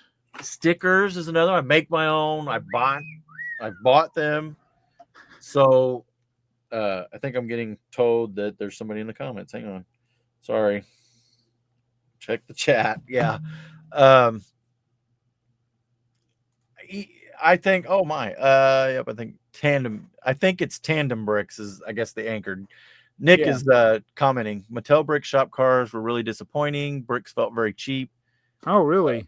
Was hoping they would push Speed Champions to do better, but were a real step down. So yeah, apparently he's bought some of the Mattel. They haven't made a car that appealed to me yet. Yeah. Well, if they made a car that I was interested in, I might buy one of those. So I guess my thing is I'm still a Lego guy because I'm a Lego guy. Whether or not we like the company does things we like, the company does things we don't like. It's like me being a Ford guy, right? There's better vehicles, but I'm still a Ford guy, right? There's some that run. Yeah, well, I don't want to hear about it. Found on the road dead. I've heard them all. That's why I get a good warranty. What is it? Fix Ford Tough with Chevy parts or whatever. Guys that build it. So we went. Quick story. We went to Florida, and my son-in-law, his dad, his parents came, but his dad, he loves electric cars, so he's got this. It's nice. It's a Ford electric truck. Okay, yeah. It's big, and it's really nice. He steps out of that truck. He has a Chevy shirt on. And I'm like, dude, you are like, it's one of those like, yeah, he doesn't care. It's just a car. Yeah. But it's kind of funny, man, to see somebody driving a Ford with a Chevy shirt on. Yeah, that's pretty funny. That's pretty funny. So yeah, at any rate, it's I think I'm like you. I prefer Lego, but I got a lot of stuff that's not Lego. Sure. But you collect things that interested you in other ways. Yeah. You got into the roller coasters. Yeah. I got Connects. I have Mega Blocks. I have Creo. Yep. Blue Bricks. Kawada Blocks. But for the most part, so with a few rare exceptions, what doesn't happen? What doesn't happen? They don't get mixed up together. Oh yeah. No, that's true. And so when I bought this. It's a funny set. I bought it, and then when I was building, I'm like, it's mostly sealed. Like all the bags were sealed. The box was open. I'm like, is there a box missing? It's just a terrible set. And I'm like, when I saw that it was the anchor bricks, the tandem bricks, I was so mad because I couldn't build it the way the instructions kind of hinted at. They don't really show it in detail, or the box. And it's like, I've thrown away so many of these bricks. Like when I would get them in bulk lot, I didn't set them aside. I threw them away. Yeah. And it's like, now I need them. Now you. Well, I don't really need them. But. As I say, I still throw them away. Dakota ordered some stuff for his military scene, so he ordered a bunch of guns because Lego doesn't make guns. And then the other day, he decided, well, he's back into trains again. Oh my! So he put that stuff away. You got to stop flip flopping. Oh, I know. Well, he's a little kid, right? Yeah. You get to enjoy that. It's gonna happen. I'm enjoying it now. I'm like, yeah. What happened? He told me, he said, "Hey, you liked this last week, huh? I mean, you liked this last week. Now this week, this. Right? Yeah. Well, he told me the other day. He said, "Hey, I'm gonna put these stuff in this." And he even said it. I'm gonna put this stuff in this bucket of regret. Oh, he's right. Got the terminology. Yeah. He said, "Don't throw it away. I bought these with your money. They're important." I was like, "Yeah, that's okay. I won't." So, all right. All right. I think. Are we at the comments? I think we're at the comments. Speaking of comments, the comments look kind of crazy this week, or since the last one. I had more comments in my held. Some, hey, Did you unheld them? I unheld them. There was a Wait, couple people who, did you say held or yeah. Well, it's funny that you did that held them? because several people were talking about. I can't remember what it was. I guess we'll read the comments here in a minute. They were talking about something that was poo, and they tried to spell poo with an S and not like the regular word. Well, guess what? Oh, okay. Yeah. You So can't- YouTube's going to kick those right out, people. Yeah. So don't fake cuss or cuss. They're just going to kick it out. And then unfortunately, I'm still old, and if I forget to unheld them, Yeah. they won't show up. So, yeah. And I think unfortunately that if you post a comment like that, it's weird. I'm not sure if you post a reply. Well, if it gets held, nobody else can see it. Yeah, so but I as a think it also reply, it's messes, not being held. if they reply to somebody else and theirs gets held, then it looks like the whole chain is in my held thing. It's really yeah. strange. You got to go find the comment. Yeah. It makes it difficult for me, and yeah. All right, let me get. Oh wait, hang on. Let me do. I have the comments. I don't know Do what? how Earl does this when he does it. That Are you ready, Earl? It's time for some foolish comments. I don't like them. you want me to autograph that? I end up getting snarky, and I'm surprised they keep reaching out to. I'm not happy. It's not even funny. It's not even funny. To play a clip of Earl losing it, and then that be the comments. Yep. Okay. Anybody understand what was just said? What? All right. Here we go. I'm gonna get on and it's gonna start talking. There we go. Stopped it. All right. Let me get this over here. I should have had this ready. Sorry, people. We have a professional comment reader, and he's on vacation. Yeah, he's classically trained. Yeah. Okay. We're going to top comments, so they're not going to be in order. We're doing an order of votes. Okay, gotcha. Yeah. Order of votes. So that makes yours the first one. What? At 1336, you said, "Yay, the idea book is one of my favorite items too. I'm not sure that what Mayo predicted that I would pick as far as a set, but it has to be 6383 Public Works over the castle." And I think that was the winner for that. I think a lot of people will comment this, don't they? Yeah, I think so too. Yeah, the Public Works is a good one. Yeah. Joe Bowling had a timestamp of 1 hour. The piece in the Christmas tree with the snowman and the reindeer prints looked like they're accessories that came with the plush toy collector in CMF 27. Okay. I'd have to count them. 1, 2, 3, 4, 5, 6, 8, 9, 10, 11, 12, 13, 14. Oh, which one it is, Joe? I believe you though, buddy. It's there somewhere.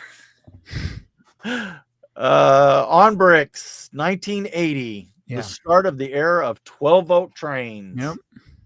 Many good sets in town and space too, but my favorite has to be from the 12-volt series, set 7760 diesel shunter locomotive. Yep. I got one. I'm pulling a Joey. Oh. That's a cool one because it's blue. Yeah. Not red, not black, blue. I like it. Ty Novell. Joe Bowling. I have the set that bought. So I have the set that I bought in the 90s that are still sealed, and that I would like to open and build someday. I will probably get to the opening them at some point, but opening sets, especially space sets from the 80s and 90s, are an absolute joy, and that experience will get more rare and more expensive as the years go by. Yeah, that is true. Opening up a man. Somebody at some point opened all those.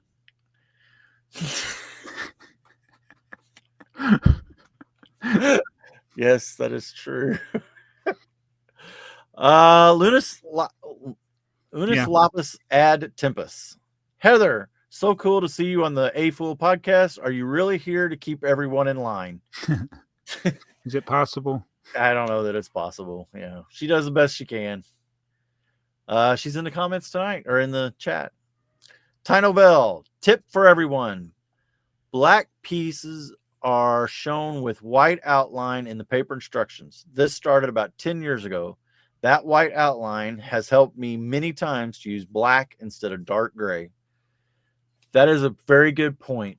That is not, I had not really thought about that, that the black has the white outline and white has the black outline. I never really thought that like dark bluish gray doesn't have the outline. I didn't either. Interesting. It's still confusing. Well, it is, yeah. Bricktsar. Anybody know that guy? No, 3D train will be $100. that's my prediction. We'll see. That's your prediction? That's how much the whole set costs. I just want. Is it 100 or 130? Oh yeah, you're right. It is 130. Yeah, I think it's 130. So, job data. He's got an hour and 22 minutes. Yes, time zones are brutal when it comes to live streams. Otherwise, I would love to watch live. Well, we'd love to have you. And yeah, not ain't much I can do about the time zones. So, sorry. Pasa Jensen. Best set for 1980. That is a tough one. This is a year with really a lot of exceptional sets, but after some consideration, I'll have to say 7760. The runner-ups are all train sets. I actually had a train set as a child, and that was 7818, but no locomotive to drive it. So 7760 is getting some more love. Unus Lapis ad Tempus. There's no school today on the day this aired. Parent-teacher conference week. Perfect time for me to watch. Well, that is a perfect time to watch. Okay. Chris Cummings, 4206. Set 135 made me wonder if anybody ever mailed a letter to Lego asking for instructions for this one or any other building set back in the day. I was obsessed with Star Wars in 1978 through 83, so I wanted every Star Wars toy, but my parents couldn't afford them. Well, neither could my parents. For a few Christmas mornings and at the relatives' Christmas parties, I received model railroad stuff and Lego building sets. I guess I should feel fortunate for that. Yeah, I mean, it was those were some tough times that, you know, I always said we were poor and I just didn't know it, right? Yeah, it just clicked into my brain. It's like there were things that I missed because of that I didn't get. But you know what? The things I'm nostalgic for are the things that I had. Right. So it's like I've actually, whether it been Lego sets, that's one of the, I tried to get all of the Lego sets that I had that I can remember that I had. I don't remember every single one of them, but I got most of them. And the same with the train stuff. I end up trying to get those sets that my mom had bought on clearance at Grant's or Kmart or whatever. And I try to get those sets again. Right. That got thrown out or destroyed. So yeah, even if you don't have a lot, you can appreciate what you do have. Yeah. And Susan Williams never responded to any of my messages. Never? No. Huh. Actually, That's I never Susan wrote. Williams. I don't know about her. Man. But I'm like you. You collected. There were sets that, the nostalgia for the sets that you own. But then there's been a couple space sets that as a kid I coveted. I never got them. And then when I got them as an adult, I was like, well, yeah, it fits into the thing. And it was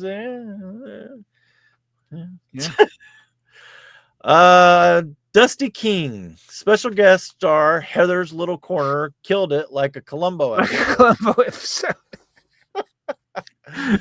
Oh, Jabble's call out took longer than expected. Now Earl's off getting upgraded. I'm going to watch Deja Vu before Earl gets back and welcome for the BOTBB. BOTBB best of the, I don't know. It's helping me make it out. One of our acronyms. Yeah. From the Lego store book. Lastly, a plastic question. Oh no. Yeah. Okay. I'll do it once and only once. Is this another plastic deal? It is, and I'm gonna make it quick. Okay. Lastly, a plastic question. If I may whip out, does dog poop eating weaken or lessen the nature of the plastic? I've always wondered that. if I may whip one out, does dog poop eating weaken or I'm assuming that your piece has gone through the dog. That's what I was wondering. Did the dog eat it and poop it out? Is that what he's That's- saying? Or is it if you eat dog poop, will your Lego bricks be softer? Are you using poop on your bricks? I'm so confused. I think the question really should be asked to your dog as to how soft it was. I don't know. ABS is pretty inert, so I doubt that the intestinal tract of your dog changed it that much. So, oh, this guy, trains are fun. He has a comment at 20518. AT&T fiber optics is actually fiber optics. Did I read that? AT&T? Okay. That's correct. Okay. The one used in the Technic sets are clear plastic called fiber optics. So the difference between something being something and something being called something. Do you understand what I'm saying? I get you, yes. Fiber optics are tiny fibers.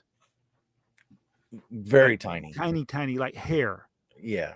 The fiber optics in the Lego space shuttle are these giant pieces of plastic that you can put light on the one end and they light up. It's not really fiber optics. So I got a question about, since we're talking fiber optics and everybody wants to wear me out about plastic, is the fiber optic tube that AT&T uses, is it a clear tube or is there like a something on, it's color coded, so okay. You'll have multiple fibers in a cable. I don't know what the standard is. Like with copper, everything was in groups of 24, so you didn't have it like 100 pair was 96 or something. It was 25. It is 25. So what happens is with the copper stuff, there's 4 that get left off. That's why I'm thinking of 96 because our systems are T1s or 24 channels. Okay. So anyway, with fiber optic cables, the fiber optic the light is traveling on is just that little tiny piece of glass. Right. That's very tiny. Is surrounded by a protective coating of some type. I don't know what they make them out of. And then that's in a sheath. So the actual cable looks a lot thicker than what the actual fiber is. The fiber is tiny. But the cabling looks thicker because it's got to be protected. It can't, and they've gotten, the technology has improved over the years. So like you can roll it up.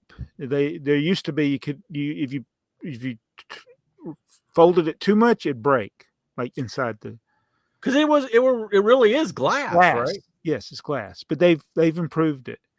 And they used to have to when they made they used to have to join them, and they had people that was their job to splice the fiber optics because you had to have a clean splice. If the splice was cloudy, it would cause all kinds of problems, degradation with the signal. But now it's like they give the guys down, they're like me, they just go out there with a tool. They got a tool, they can splice the fiber, and it's like piece of cake.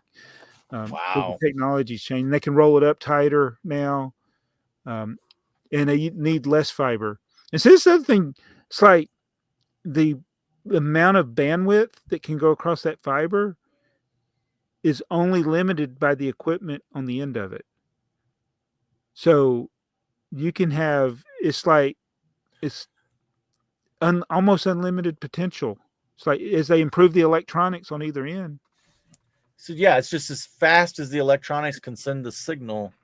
You can have multiple signals on the same fiber. It's like, because you couldn't do that really with copper. You had to actually upgrade the wiring as the technology changed. Yeah. Interesting. I had never thought. And so the what's happened, and I think there was a question about our central offices, is they've gone away from copper, which was very limited, to fiber. So fiber is not susceptible to lightning. Right. Might be a little bit with temperature, but not really. but what happens is because the equipment on the ends of the fiber has to be so high speed, what happens as the technology improves and you get faster and faster and more bandwidth capability, that stuff gets hotter. So Okay. the offices that these and you can feel the heat coming off of these things now. Like Wow. it's less of it. It's less equipment to do more. Yeah. Wow. So everything's going to where it's VoIP or internet based. It's like, so yeah, you just bring in one fiber and a backup fiber, and then whatever you need, we can just put on that. Whereas used to, we had to bring in lines for every different service that you wanted. Oh, we still have, where I work, we still have closets that have copper in it, right? And there's, I mean, it looks like it's probably hundreds, but it looks like thousands of wires just hanging out of the ceiling. You're like, really? Now, like you said, everything's VoIP or voice, IP over phone or phone over IP, whatever it is. Yeah. I guess that's. I need to do a comparison. I got a short video I filmed of a building they're about to demolish, and it's the first 911 system I put in by myself back in 2000. Yeah, and compare it to what we do now, because you talk about it's hundreds of wires, if not 1,000. I don't know. I don't know. I never counted the wires, but every phone line had 6 wires for every position. Oh, wow. And every number. So, because there was one for the phone conversation, one for the button, and one for the light, or one pair. So 6 for every line at every position. Wow. And so even though they only had like 8 positions, there's just hundreds and hundreds of connections that you had to make. I'll share that one day. Yeah, that'd be cool. Compare it to what I do now, which is everything's a computer now. Yeah. So run the fiber to the back of the computer, and then there you go. Basically, yeah. Wow. Unus lapis ad tempus. Third time's a charm. AT&T question. Jabbo. Wait, is that all it? He said no. He says, "Yeah, I see the question. It's a long one. Can you read it? Because I can't. Mine won't open up." Okay. He says, "First, thanks, Jabbo, for answering that last question. That was actually going to be my next question about the boxes outside." He said, "My mom called them bee boxes." I don't know what that means. Oh, it looked like a beehive, maybe? Well, as a kid, I thought the B stood for something like A, B, or C. They called them bee boxes because that's where all the bees like to nest. Oh, yes. I not bees, but wasps. Wasps, yeah. And rats and ants. Those are the 3 things you see in one of those boxes. It says, and for the last episode's question, what I meant to ask was about the central office buildings, the ones that house the big main distribution frames. Growing up, I just called them frames because of the giant racks packed with thousands of wires running to the switches. Do they still have those central offices in Georgia? Yes. And there's just less wires, more fiber. Yeah, they're gradually phasing out a lot of the copper. There's still copper, but it's mostly fiber. And it's a lot hotter in those buildings now. It's not as noisy. I mean, it's still a little noisy, but the 5E switches, which were when everybody had a landline, kids, anybody here that had a landline? Hello. And I'm not talking about from my generation when the operator had to take the plug and plug in and connect. But the switches that did all that, they were just, it was very noisy. It was very noisy. Well, yeah, because it was a rotating thing or something, wasn't it? No, it's just the fans running. It's just the fans. Oh, okay. Yeah. You know, in some places you would hear the clicking. Usually the clicking, there's clicking sounds too, where the relays are, but that would be for testing usually, or. Oh, okay. Yeah. Interesting. Unus lapis ad tempus again. I've been having withdrawals from not commenting so much on the last episodes. I need my AFoOL fix. Well, I Thank Hope you. you're- Well, he's made up for it this episode. Yeah, yes. Chef Eddie, you guys should all get together with Alex and Jason and go to the Might Be Giants concert, and you could make a sign asking them to play a John Denver song in honor of the post office. I thought he was going to say we're ask him to play Joseph. One of my Olsen. songs. Yeah. Yeah. Or get him to sing Milo's song, the tipper trucks. Oh, I wish my wife had recorded the whole thing. She was with them a couple of days ago, and they promised him they were going to get some fries. So when it got time to go get the fries, he made up a fry song. A fry song? And we're getting fries, and we're getting fries, and we're getting fries. Yeah. I love kids. They just instantly can make a song. Yep. It's an awesome time that you're in right now. Yeah. Pasta Jensen. The colors in the paper manual can be at times too difficult to decipher, especially the darker colors. Yep. That is one thing Lego did well in the 90s. They changed the color of the bricks and the instructions to enhance clarity and had a map in the beginning showing the actual colors to use. I think sometimes like the black around the white and the white around the black, I guess it gets overlooked sometimes. Now, here's the thing I've noticed with green that in some of the manuals, the regular, what I would call green, Lego has a different name for green. What you and I would call green. Right. Everybody calls green. It's always been called green. Lego never called it green. They got another name for it. They call it like dark green or earth green or something. I think it's actually dark green, or maybe earth green. And then there's dark green. Yeah. But which is not dark green according to Lego. I was building something the other day and I was like, this doesn't look green on the instruction manual. It looked like bright green. The color, the way the color, but it was clearly supposed to be green, but in the instruction manual. So like if you were building that, and I've done that before where I've pieced together something looking at the instruction manual, but if you got the wrong color, you're not really building it according to it. Right. It's it can definitely be a challenge. Heather still struggles with the grays. Yeah. And it's not just the grays, it's some of the tans too. It's when you're going in the flesh, those minifigure heads with the different flesh colors. Or whatever they call it, they don't call it flesh anymore. No. Nougats, various nougats, and it's not just nougat. There's some other kind of light tan. Yes, there's like so many. It's impossible. Yeah, well, and it was at the beginning of this year, or I think it was the beginning of this. Was it last year? Man, time slips away so fast. They come out with a whole series of new flesh colored. Yeah. The tans and darker tans and browns and stuff, and they're only in like friends' heads and body parts and stuff.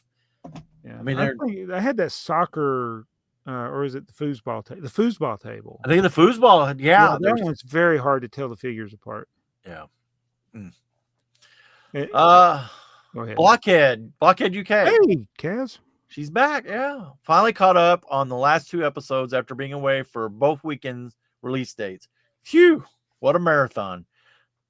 I'm sure there was stuff I was going to comment about, but I'm old and I've forgotten what I was going to say, what it was now. Hey, join the club. Yeah. Keep up the good work, but perhaps a couple of shorter episodes would give us some respite. You're probably going to get a little bit shorter one this year, but not much. Nope. Crime Brian. Whenever I hear people talk about having a large backlog and not having space for sets, my question is, are you actively looking towards getting a larger space to actually build the sets? Or is that just an excuse to not miss out on having everything? I was in a no space situation and I have since moved to a larger house with a basement. Also, just wanted to shout out Joey. He doesn't get enough praise for how much he does for the podcast, his own channel, and wanted to show him some love. Well, Thank you. sir. I Oh, appreciate you're some people. I used to be called Joey. Did they call you Joey as a kid? There's some people at work would call me Joey. Ah, No, I was just kidding. But yeah, this podcast would not exist without him. So yes, he deserves the praise. well, I don't think it would exist without you guys. So, Well, we're finding out that who's the one who Earl's bailed on us this week. I bailed the last 2 weeks. So, but here you are. here I am. Yeah, I still make it. We did. What was it in the first year or the second year? We couldn't get it together to do an episode, and I did a replay or something, or a mashup or something. Yeah, there was one episode. Well, we're at, this is episode 136, so it was there is a skip one in there somewhere. Okay, so we wouldn't remember. We didn't remember. No. Bricktsar again, 5305. I'm not buying Lego from Lego. They are trying to get me to. They're trying. Yes, they're always trying to get you to. How you holding out? I'm still doing good. Still doing good. Yeah, they had some. I put things in my cart. I look. I'm like, okay, I'll wait. Yep. I want to get the Transformers set. They had double VIP on it, but the gift with purchase was lame, so I didn't. And I'm still thinking of the Soundwave. I want Soundwave. Soundwave, yeah. Wants it. I want to get it from him. Okay. And then there's several sets I want to get, but it's not bad enough. The real test is going to be coming soon, I think, or whenever that alleged Star Trek thing comes. That's going to be the real test. Are you going to be like Alex and just buy it no matter what, or is it going to be? I will. If it's day one, and it's full retail, and that's it, I'm definitely not getting it. Right. Okay. But isn't it allegedly going to be $400? I heard 3. I hadn't heard 300. If it's 300, I'm more likely to get it. If it's 400, boy, if it's 400, that's gonna be a hard pill to swallow. Yeah, it'd have to be a really good set, and if there's like a really good gift for purchase with it, maybe. So you know what, that is because I've said all along, I'm gonna get it. You know, I guess I'm a closeted Star Trek fan. Nobody knew that I was a big Star Trek fan, and I like Star Wars, and Batman apparently. Yeah. But yeah, I kind of had in my head 300, and I was like, I'm getting it no matter what. And even if it turns into another one of these, they do one every couple of years or every year, or maybe they even do a bunch. I'm like, I'm kind of prepared because I'm a big Star Trek fan. But so the Star Trek trains I get. Yeah. Do you know how much each one was? You said like multiple hundred, or it's like $100 in 3 payments. Each car is $100 because it's $33. $33. There you go. Yeah, okay. 3 payments of $33. I have 28 of them. But you paid it over in time. Yes, I paid it over the last 8-9 years or however long. So I guess I shouldn't complain about Lego prices. Oh yeah, no Lego. If you start comparing, we did the comparison several episodes ago against the Lionel. Yeah, $4,000 for a single train engine. Yeah. There's far more pricey hobbies to have. But at $400, that may put pause on me, and I might like. Well, you know what?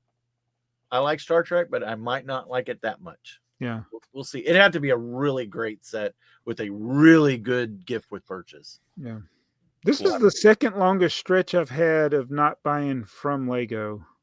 Like July 6th was the last order I placed.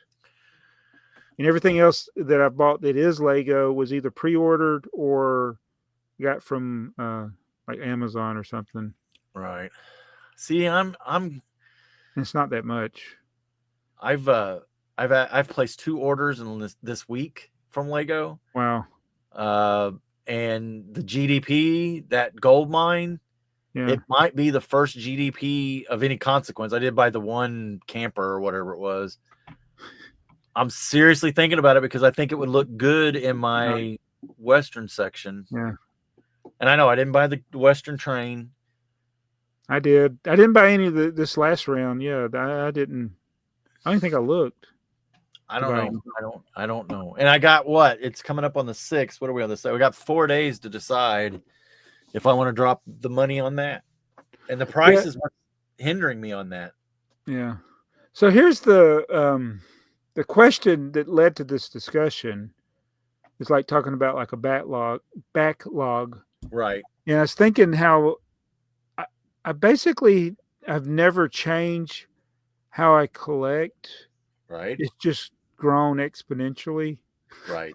Because I always wanted the Lego sets. Mm-hmm. And then I was in my early 20s when I discovered, because I didn't have forums to go on and learn stuff. I had to learn it on my own. Right. And I knew about the 20% off stuff. So I always bought stuff when it was 20%. I waited till one of the stores did 20% off sale and I got it. But then I discovered the after holiday sales. Mm-hmm. And so, I was buying multiple copies of stuff. There was nowhere to resell it. No. So I accumulated all through the 90s. I accumulated tons of Pirates and Castle sets because I was just buying them up on clearance. There was nowhere to sell them. And so I didn't build all of them. So what was your end game then? I don't know. Yeah. I don't know. And then when eBay came along, I ended up selling all that stuff. Right. And that wasn't what I had planned on doing. But I discovered other stuff that I could buy. And then I just kept doing the whole clearance thing, and then I couldn't keep up building at the rate I was buying. Right. I've been pretty good. I never went into a phase like where you were at, where you were just buying just to be buying. Like buying was the thing you were doing. I have bought for the store, right? But that has with purpose. And I have bought to collect, where it's like, I'm going to buy 4 or 5 of these because I want to collect them. I'm going to build one. I'm going to have some. And at some point, I think they'll be worth something in the future. And that really, really can be iffy. Some things will, some things won't. It's usually the things you think won't that do get real expensive. Yeah. And then you make some good choices. You make some bad choices. Yes. The one that really surprises me, and I know I've talked about it too much, but it's the friend sets. I have so many friend sets. I don't think they're bad. You don't think they're bad? No, I don't think Friends is a bad theme. No, I don't think it's a bad thing. It's not a theme that it has no resale value.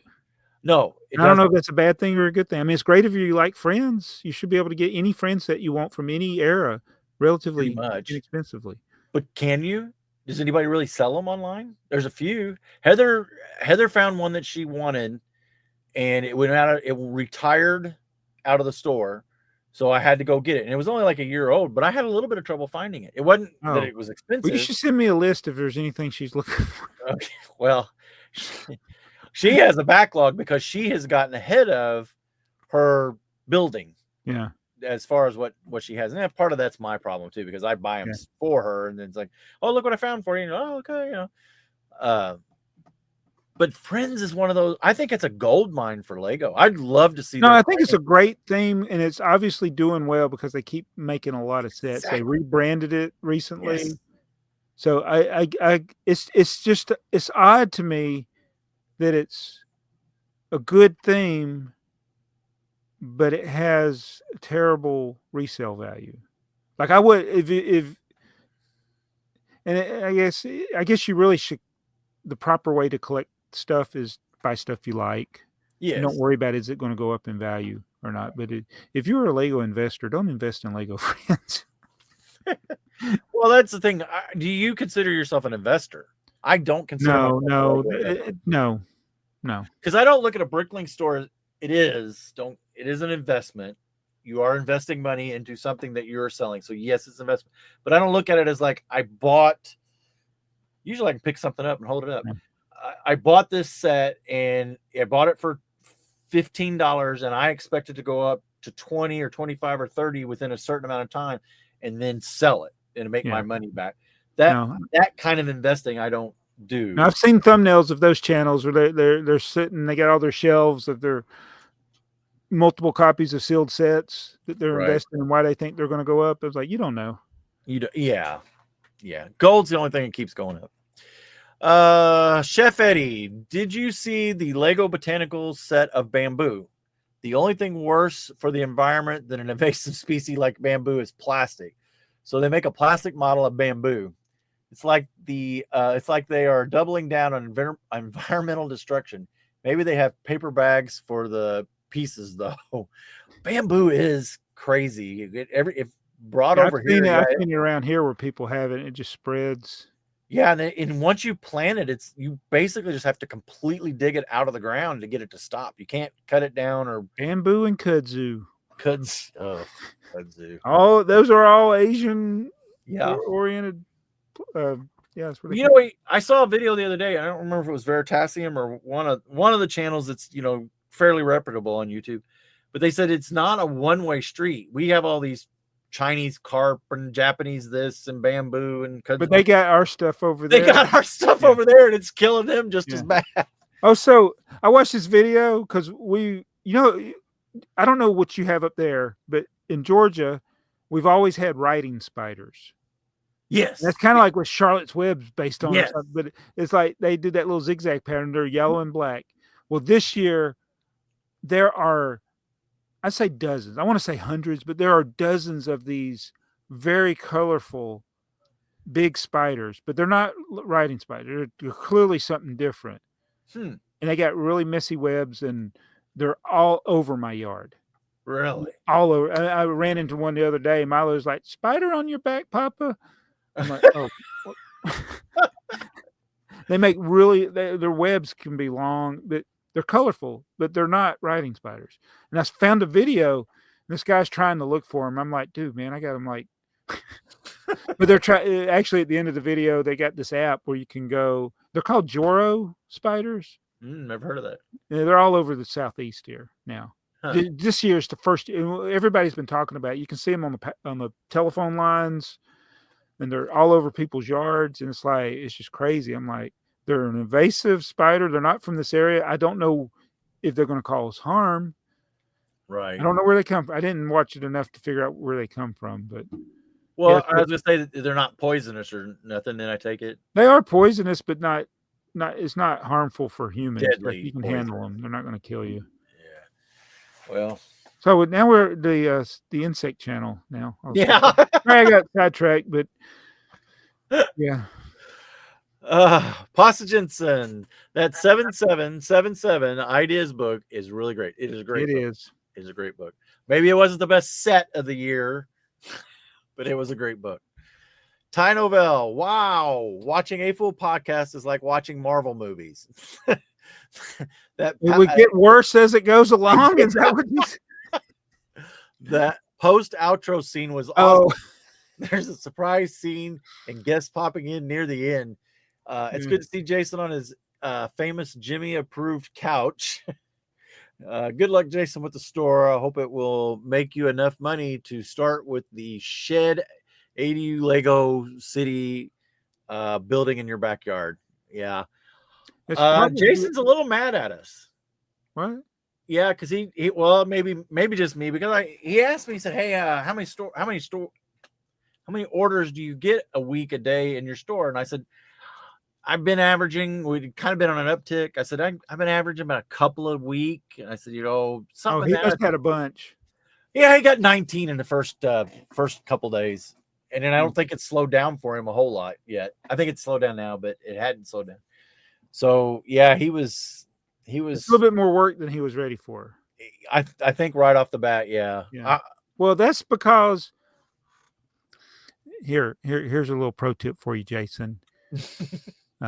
When you advertise something, you're more likely to get sales, and that's what you did. Yeah.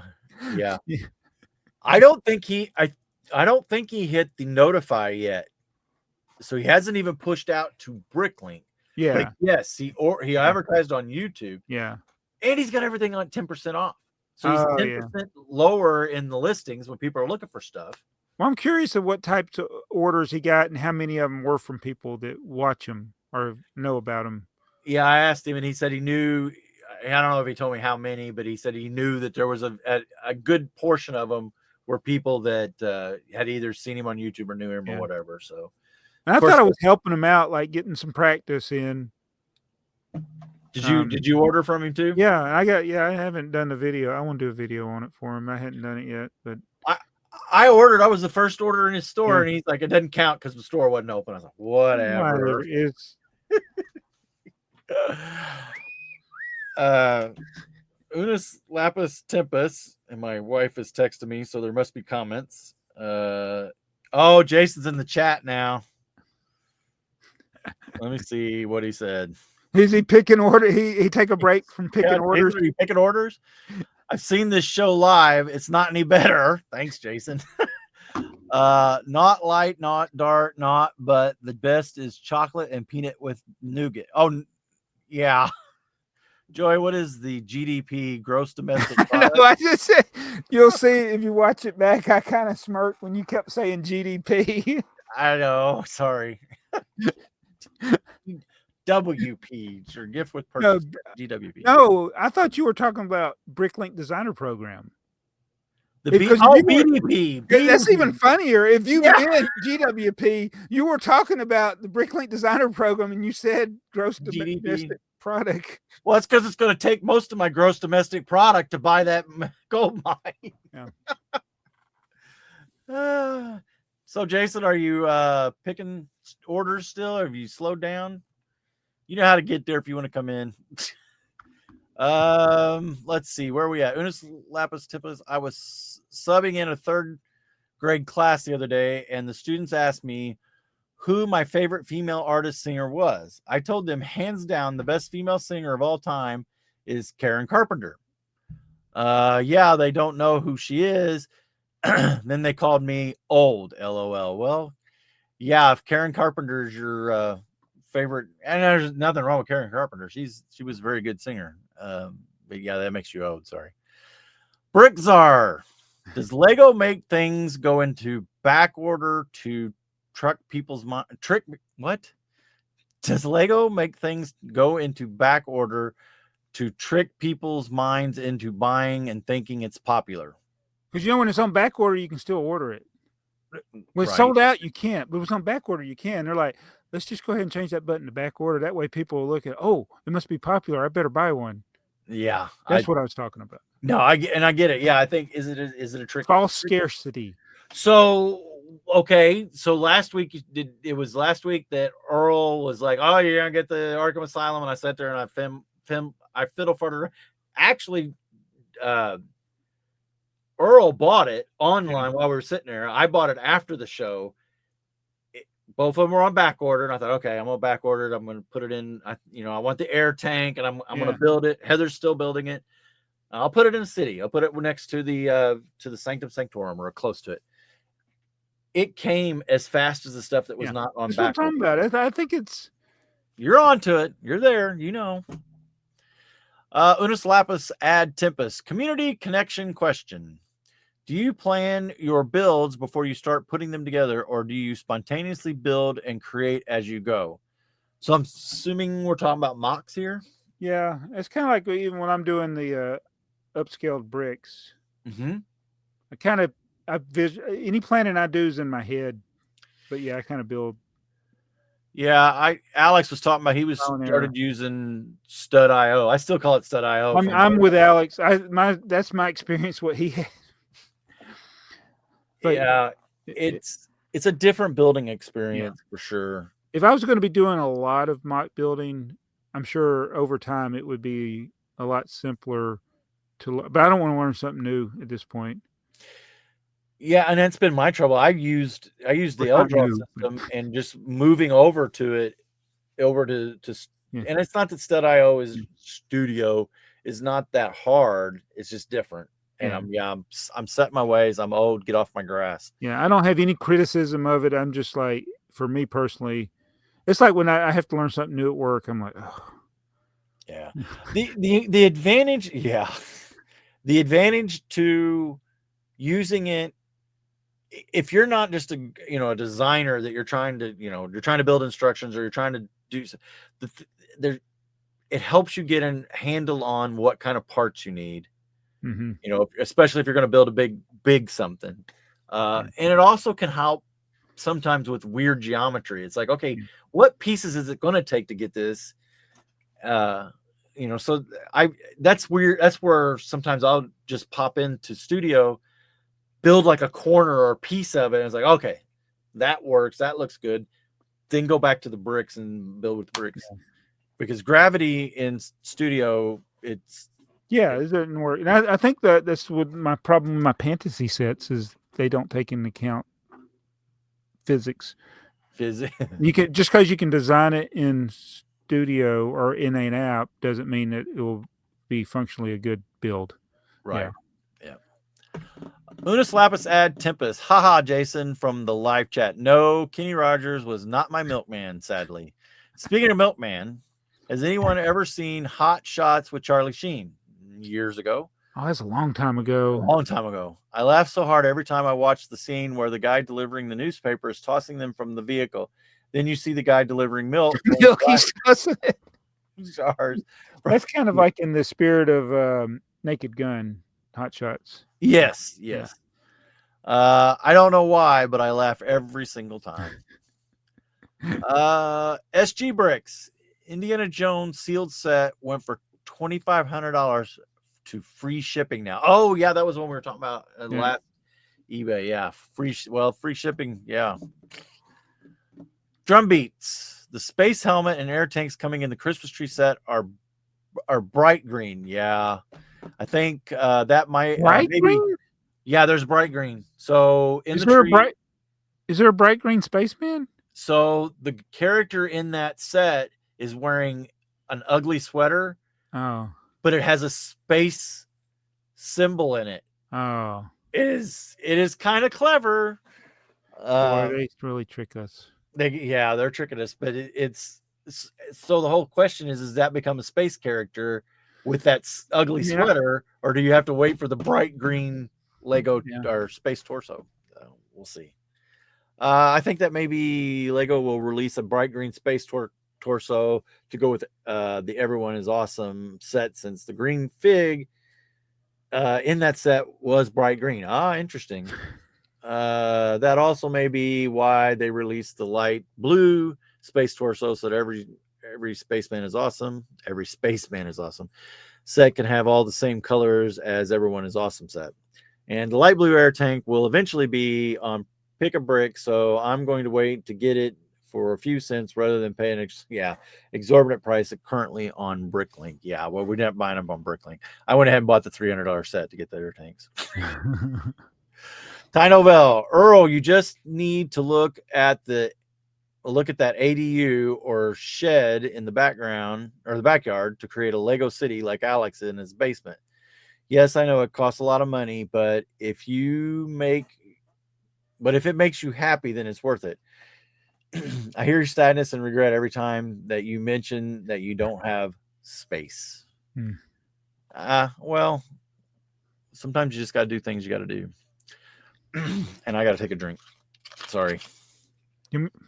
I would read, but yours are I tried to sort by top, and it's kind of in a different. Well, so that's the thing. The top it's not the same because my two accounts for you. For me, yeah.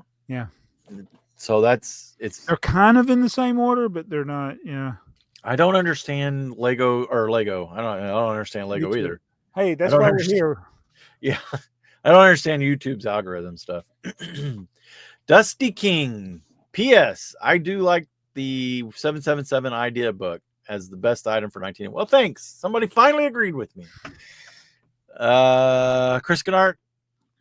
Good question regarding the oldest set personally bought and kept sealed. I know I have a bunch of Orient Expedition sets from 2003 that I bought in mind for posterity and have not touched.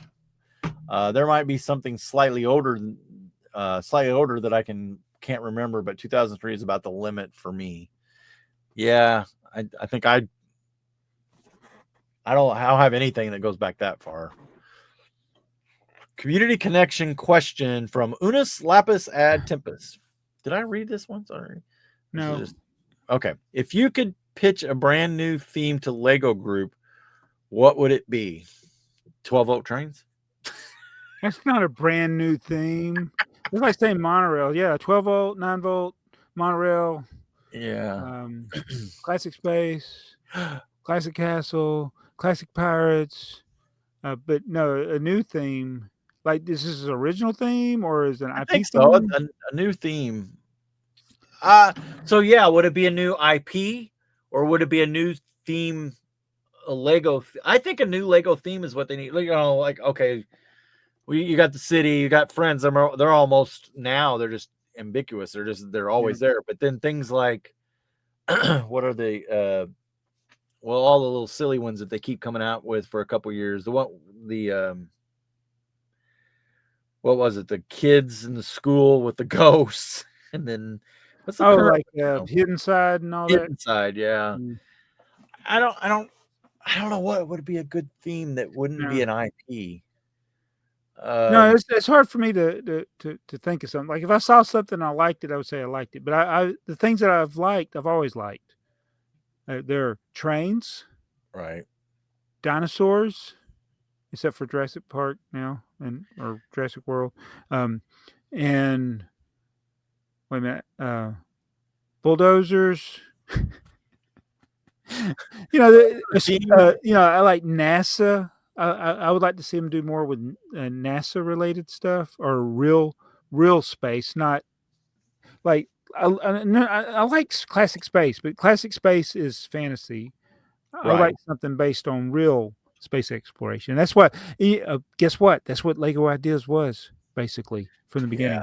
It's more science oriented in the beginning than it is now. And I remember people were complaining because they did so many space themed, like real space, NASA, JPL stuff. It's like anyway. Yeah, I don't know. I don't know what a good new theme would be. That I don't know. That's a good question. The things that I would like to see, like they always do trains. I want to see collaboration where they do trains based on real trains. Like they did that with the crocodile. That's kind of based on a real. Yeah, you're talking about probably more American style train. That's the thing. Is I guess it's the bias then I guess there because I think of like F7s and Pacific locomotives, right? Like the Reading T1 that you were talking about, right? If you could just ever get a Reading T1. Yeah. Sorry. Sore subject, I know.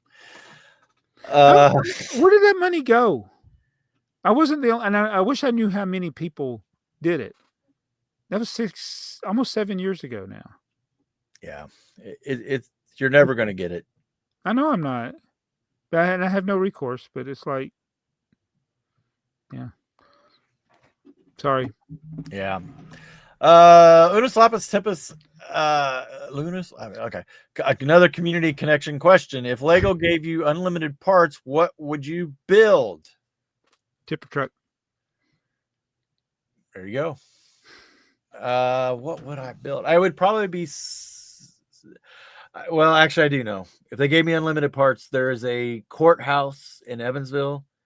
I would love to build it. Yeah. It's a really cool building. It takes up a whole city block. And it kind of goes with my train station, my L&N train station. Mm-hmm. I would like to build it. It would be huge. It would be huge. It's got lots of domes. So I've done some upscale buildings or things, vehicles, and I'm working on a building. It's so hard because it's so part intensive. And then when I saw, it's like I gave up when I saw that Black Seas Barracuda at Brick Slopes that they showed. It's like, that was amazing. Yeah. And I'm like, that's the kind of thing I would like to be able to do. But it was a collaboration, so they were able to do it. That one guy did like a lot of the work. And I'm gonna say this, and I don't mean to take away from him because it wasn't absolutely phenomenal, but they did take a lot of shortcuts. Oh, There was some for the mast. I think there was some PVC tubing and stuff, and I'm okay with that. Well, that scale is almost impossible. Exactly. Build like what I'm doing with these little trucks. Well, and then you do your upscale pieces are still pieces. Yes, that's my one thing is I want it to be able to take it apart, and you could build it side by side with the actual set the same way. Right. Minifig Jez or whatever his name is. Yeah, his are short. He takes shortcuts. Yeah, it's like he builds the pieces, but then he takes the part and it's the right size, but it's when it's done, it looks like a good replica of the set. Yes, but you can't take it apart. And yours still look like pieces. Yeah, to me, when I look at your tipper truck, I haven't seen your cop car in person, but it looks to me on video, it still looks like it's made out of pieces. Yeah, and I think that's where some of these others you're building at that size, the 6x6 an actual brick. Yeah, there you go. Yeah. I was missing a piece in my Bricklink store the other day. And wasn't 2x2 green plates. It was a 6x12 white plate. I had to go get one, but I was like, oh my goodness, I used those. It's like when I was building the kiosk, I was taking parts, and I thought I must have thought I subtracted it, and I didn't subtract it. So oh no. Fortunately, it's one of those I can get. I got plenty of them, but it wasn't in my store. So the other day, and it has to be a mistake. I'm sure the parts are here, and I've just transposed the number somewhere in a drawer. But I had an order, and it was a big order, and they needed 10 clips, white clips. And I went to the drawer, and the drawer had other things in it. So, I got two slots. So both slots had something else in it. So I did the quick, I can't remember what drawer it was. It was, 1,200. I went to 1,300. I went to 1,100. I went all around it. I couldn't find them. I was like, and I was like, man, I had this, it was bunches of parts. It was a big order. And I was like, man, I don't want these to be. So I went ahead and I picked the rest of the parts, found the parts. I was like, okay, everything else I'm cool on these. And I was like, I know they're here somewhere. I've just transposed the number somewhere. So then I do the next thing that I can do quickly, and I start looking in the sets that I haven't opened. Who has the part? Well, this particular part, or this particular clip comes in like one in a set. And, yes. You needed 10. I needed 10. Yeah. So then I got to look. I thought, okay, well, what's brand new? Because I knew Heather was getting ready to run into Evansville. So I thought, well, okay, what has the most? There was a new little set, and it had 4 in it. You can get so 3 I of got those. on Walmart.com to see if they had them. I thought, okay, that's what I'll do. I'll just tell Heather, go buy and buy 4 of these. The things that it had them. And then I was like, it says, we'll ship those to you in like 2 hours for free or whatever. Wow. It wasn't free, but it was cheap because we do our groceries like that. And I was like, oh, yeah, done. So before she left, they showed up, and I was able to complete the order and get it out. And then I have those parts to part out the rest of the way into the store. Yeah. So, I've done the online order. When you get over the threshold, like $35, whatever it is with Walmart, and it's free shipping, and they've delivered it the same day for free. That's crazy. Yeah. But if you choose to have the home delivery, I when I do it, it's like you think you're ordering from the warehouse, right? But if your order's at the store, sometimes they'll just bring it on over in a plate. Yeah, it shows up in a Walmart bag on your plate. Yeah. It's weird. But I've done that. So that's why when you got a mate that's picking orders while like I'm at work, if she says I'm missing this piece, sometimes I can tell her where to find it. I'll look at what sets it came in. Right. And I'll say, okay, I think I know where that set is. Go open this set up over here. She's good at figuring out too, if you did the thing where you transpose the number or put it in the wrong drawer. But yeah, I've done the exact same thing where you go and find a set that's currently available, and I just stop on the way home. Yeah. And get them. But it's even better, like you did, just having them deliver it to your house. I was still able to get that. I was able to get it out in that day's mail and everything. That's amazing. I was I usually happy. had to wait till the next day, but you did it the same day. Yeah, well, yeah, and even if I had to wait the next day, it wouldn't have been that big a deal. Yeah. Unus lapis ad tempus. Bob Denver is not related to John Denver. Ha ha ha. One's Speaking of- Gilligan. Yeah. Speaking of Bob Denver, when will Lego release a Gilligan's Island set? I love the TV show. That would be a day one buy for me. I'd love to have the SS Minnow, and everyone is a minifig. Gilligan, the skipper too, the millionaire, and his wife. Yeah, I'm not singing. But do you know the lyrics at the end of the show? I don't. It's the story of our castaways. They're here for a long, long time. Oh, It's like, that's what they say. There's no boats, no boats, no phones, no motor cars, not a single luxury. Oh, like yeah. Robinson Crusoe, as primitive as can be. I forgot about that. Yeah, it's different. It's the same melody, but it's different lyrics at the Different end. lyrics. Wow. Keel Jones, don't ask Joey to use Microsoft Authenticator. And don't ask Earl to pronounce authenticator. Yeah, that's a word. It's Sin Killer J. The real crime of the Bricklink merger is it made me change my avatar. Oh yeah. Maybe this is old news as I've been inactive there, but I want my classic cat back. Well, yeah. It's very limited. There's going to be a lot of people with the same. Well, I guess mathematically, though, technically people can, because you can have different colors. Yeah. But there are essentially an infinite different varieties, but there's only so many characters. Yeah. I guess it still goes back, like Jason was having trouble. I know you were having trouble, but it was because of your name, I don't think. But yeah, he thought it was Brick, like you were thinking it was Brick, but it was, in his case, it was Jason, and it clearly says don't use your name. But I think everybody forgets Lego is still a toy for children. Their website is a website for children. There's a whole play side for the Lego website that I'm sure you don't go to. I don't go to it, but there's games and things on there. And SG Bricks, the budget probably only allowed to include a slice of the TIE fighter in the Death Star, so they moved it out to the few who will get the GWP, so they could include that full one for the happy few. SG from Belgium. I'm not going to pronounce that. Chris Kennart, regarding build and take events, Barnes & Noble also hosts these occasionally. Yep. We don't have a Lego store nearby, but I did see one of these events at a local Barnes & Noble's after the fact for some Bluey sets. That was just, that we just missed by 2 days. I'm not sure if they're the same as the Lego store ones, but they are. There was a Bluey build? Huh? There was a Bluey build at Barnes & Noble? That's what he's saying. I do know Barnes & Noble's has them, and I don't think they are typically the same as the Lego store. There's not as many of them. Yeah. Maybe like one a year. Look at that.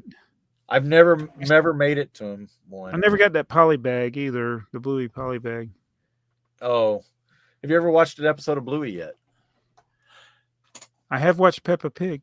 Yeah, I have not watched Peppa Pig, so I need to watch Bluey. Yeah, the Peppa Pig reference, man. I got to get a clip. There's a clip that is going to be like, well, to me, it's like watching breaking news. Is it? Yeah, Peppa Pig's another one of those that's high quality. I had never watched it before, but it's like, it's not brain rot at all. Right. It's like, it's good. It's actually good. It teaches good manners. It's like, there's times like there's things will happen that would, in the real world, people would get mad. Right. But people don't really get mad. It's kind of funny how they hint at it, but it's like, like the show's based in England. They one episode they come to America, and he's at Times Square, and they're driving an RV, and they just camp. They're at Times Square in their camper, and they go to bed. Cars are going around them, and then the other one, it's the bulls are the road construction workers, and they're always tearing the roads up, working on the road, and like everybody likes waiting in traffic. That's the thing. The kids don't, the kids don't get the joke, but the parents are still like, get it, yeah. Unus lapis ad tempus. I like the Bricklink stinger. Well done, Jason. Yes, well done. Chris Gennart, 1980 has been by far the most difficult year to decide on a best set. Honorable mentions to 4336, the Scala picture frame and mirror, unique pieces. That is true. 3665, Harry Hose and Clara Cow's ice cream shop. That's kind of clever. Is Clara serving fresh but warm ice cream? Please. 1651. Like hand dipped ice cream. Hand dipped ice cream. 1651 Maersk line container lorry. That's a good set. 6390 Main Street. Also a good set. 7740 intercity passenger train set. The best full 12-volt train set. Yeah. But the castle scene in Town Square of 1592 has been my favorite for some time. I was so excited to get that one back in the day when eBay came around. Yeah. Arjun. Oh, I can't pronounce it. Can you pronounce that one? Wait, well, I don't know where you are because yours is out of order. Oh, sorry. His comment is Sands is his name. Oh, Sands. I see that. Hold on. Yeah. I just saw that. Saying Arjun Grow. Arjun Grow. Okay. I don't know. Yeah. Sands is his name. You couldn't remember. You remembered the chicken part. Gutter chicken. You're like gutter chicken. Couldn't remember Sands. And I guess I knew Sands because Claire called him Sands when I in person. She called him. I've never heard his actual name. I can't believe his parents named him Sands. So his name is not Sands. Is it really Sands? I don't know. That's what I don't know. I don't know that I've ever heard him called anything else. I've never heard him called anything else. If Claire calls him Sands, then I'm pretty sure when me and Jason met, Claire came up behind us in Bricklink or Brick World. We were just standing in line to get into the thing, and we both recognized her. She had no clue who we were, and I said something. I don't know. Me or Jason said something where we kind of started a conversation where we knew we were going to kind of get her, and he said something about it being a rare item or something. I said, yeah, I don't know. I bet Claire's husband would know. And she just kind of looked up and looked at us like, who are you? Who are these two old weirdos? But she was really nice. We turned around, we talked to her for a few minutes, and then Sands showed up, and he didn't know who I was. All he could say is, you're that guy on Bricksar's podcast, aren't you? I said, yeah, that's me.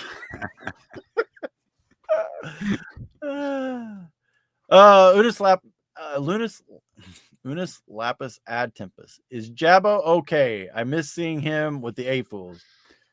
Yeah, I'm here. I'm not okay though. Are any of us really okay? Joe Bowling. I was glad to see the Lego Star Trek announcement. Yes, we are too. But a years past the Black Friday Lego set hasn't been announced until early November. I'm hoping since Paramount made the early announcement that Lego will make more Star Trek sets in the future. There's a lot Lego could do with this license. Yes. Sorry, I butchered your comment completely. Well, it'd be a bad thing if they took this license and then only did like one or two sets. That would be bad. I think it's good that Paramount made the announcement because that means it was enough effort for them that there's going to be more, I think. I hope. I can't imagine. Well, they had to buy the thing away from Blue Brick. One way or another, Blue Brick either did not have enough money to negotiate once Lego entered the negotiations for the license. Yeah. So I don't know. Hopefully they do us right. Hopefully they do us right. Kona Dog B, another great episode. Got to go with 6970 Beta 1 Command Base. Great set for the best set of 1980. Like I always say, you think Lego is expensive now. Yeah. That $15 space set from 1981 you showed would be around $55 in today's money. Those little round pieces, reindeer, snowmen, in the Christmas tree set are squishmallows. Okay. I get it. There was a recent CMF that had one or two of those pieces. See you all in 2 weeks. Well, you know, information. A lot of times people go by this price per piece stuff, but right. There's some of those things that seem like they're bad prices in today's money. Like when I say today's money, like, I don't know, like a tipper truck, 17 pieces for $3 or $2, whatever it was. It's like, that's not that great a deal. No. Yeah, Lego has always historically, it's been a premium product. It's a premium product, yes. Well, not only was it a premium price product, but for a while Lego was a premium product to even get in the United States. Yeah. Until Samsonite was able to get it here. And it had to be a lot of overhead, because I was thinking about some of the, just like the common brick boxes where you see those pictures of all those women in the factory hand packing them. Right. Think about that. That's like the labor costs. Yeah. Well, nowadays you'd never get anybody to show up for work, or at least we can't.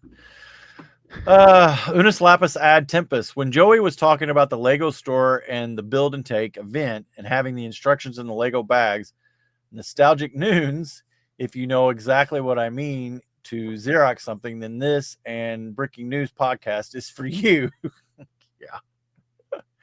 Yeah, I was kind of surprised that they were, I know they're just copies, but I was kind of surprised that they were putting the instructions in the bag.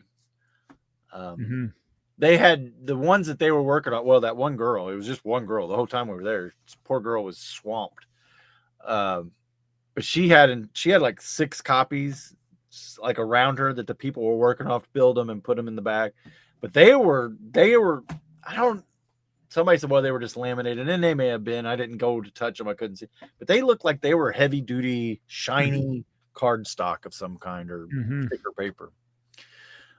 Unis Lapis ad Tempest again. I believe that we are here for each other, not against each other.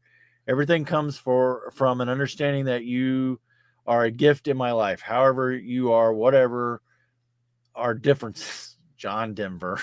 Oh my goodness. I was like, where are we going with this? I'm trying to read ahead. Now, where are we going? John Denver lyrics. Brick Space 9. I'm one of those Europeans that listen to the recording rather than being up at 2 a.m. Shame on me. Well, I don't recommend being up at 2 a.m. listening to us, but I'm appreciative that you do listen. Or 2 p.m. Or 2 p.m. Tynoville. Joey is smart about Star Wars to quit while he was ahead. Yes. Then there's people like Earl who collect all the Spider-Man and Iron Man figures, of all the Avenger figures, etc. That keeps the Marvel line going. Yeah, the same can't be said for anything DC except Batman and his family. So that's what we have recently from Lego. We don't even get mini sets with the new Superman movie. No, you just get Batman and Harley Quinn. Yeah. Grayson Donovan. Grayson Donovan. How about that? I hope I'm getting that right. Jabbo, do you have a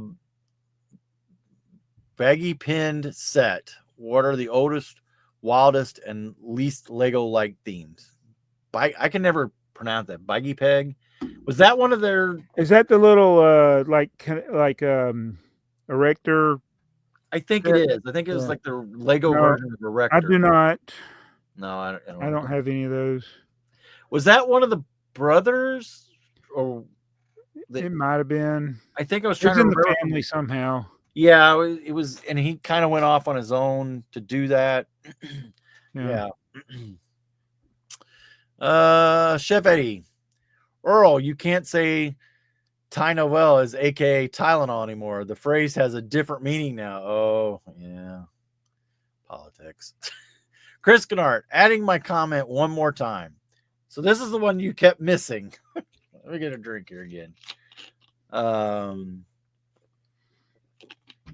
Regarding the challenge to find the earliest Lego dinosaur. Okay. I arguably know of one from before 1993, set 258, the Zoo from 1976, has an alternate build that can be interpreted as a dinosaur. It's shown on the last page of the instruction and is shown on the box on the top of the box. That's the pictures that I sent you. And I have both the box and the instructions, and you can see it in my video. And it's like I just totally glossed over that was a dinosaur. A dinosaur. So I have the set, but what I want to do is go get.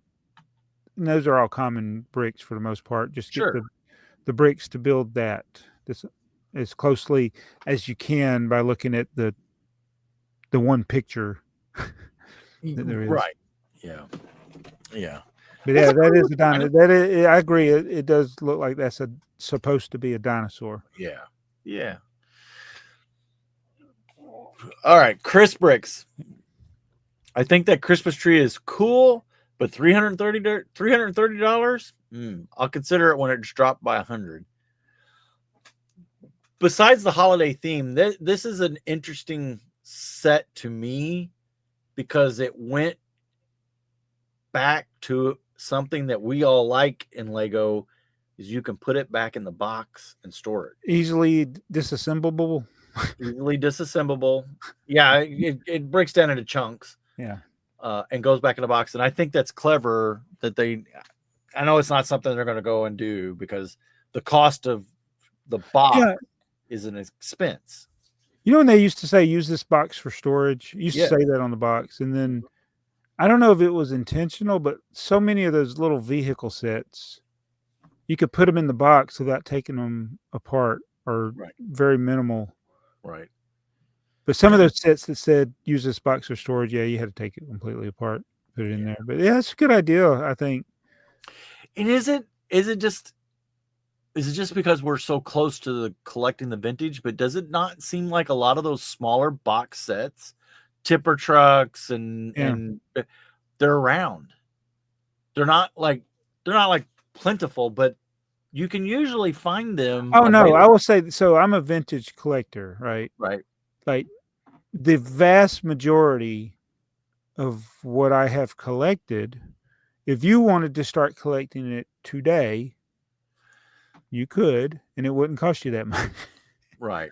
And then you could find it in abundance. You're saying it's plentiful. Like if I want to go find a bulk lot somewhere to get some sets from the 70s, I can probably find on eBay right now. If I look, I can probably find multiple lots that got like 8, 9, 10 sets in them. Right. Maybe not complete, but they're not going to be hard to complete. No. It's just the things that are rare are really rare. Right. But for the most part, just the regular sets, they seem to be abundant. That's why they can have 2,200 tipper trucks. But it seems like we can also find the boxes for them. Relative, there are sets out there that you're just never going to find a box for. Oh yeah. But But I think the reason is because when you got that set and it said you could put it back in there. They said so. You kept the box. You kept the box. I think that's why there's more of that available than something that was like, oh, I'm just going to open it up, build it, and then that's it, and the box gets tossed.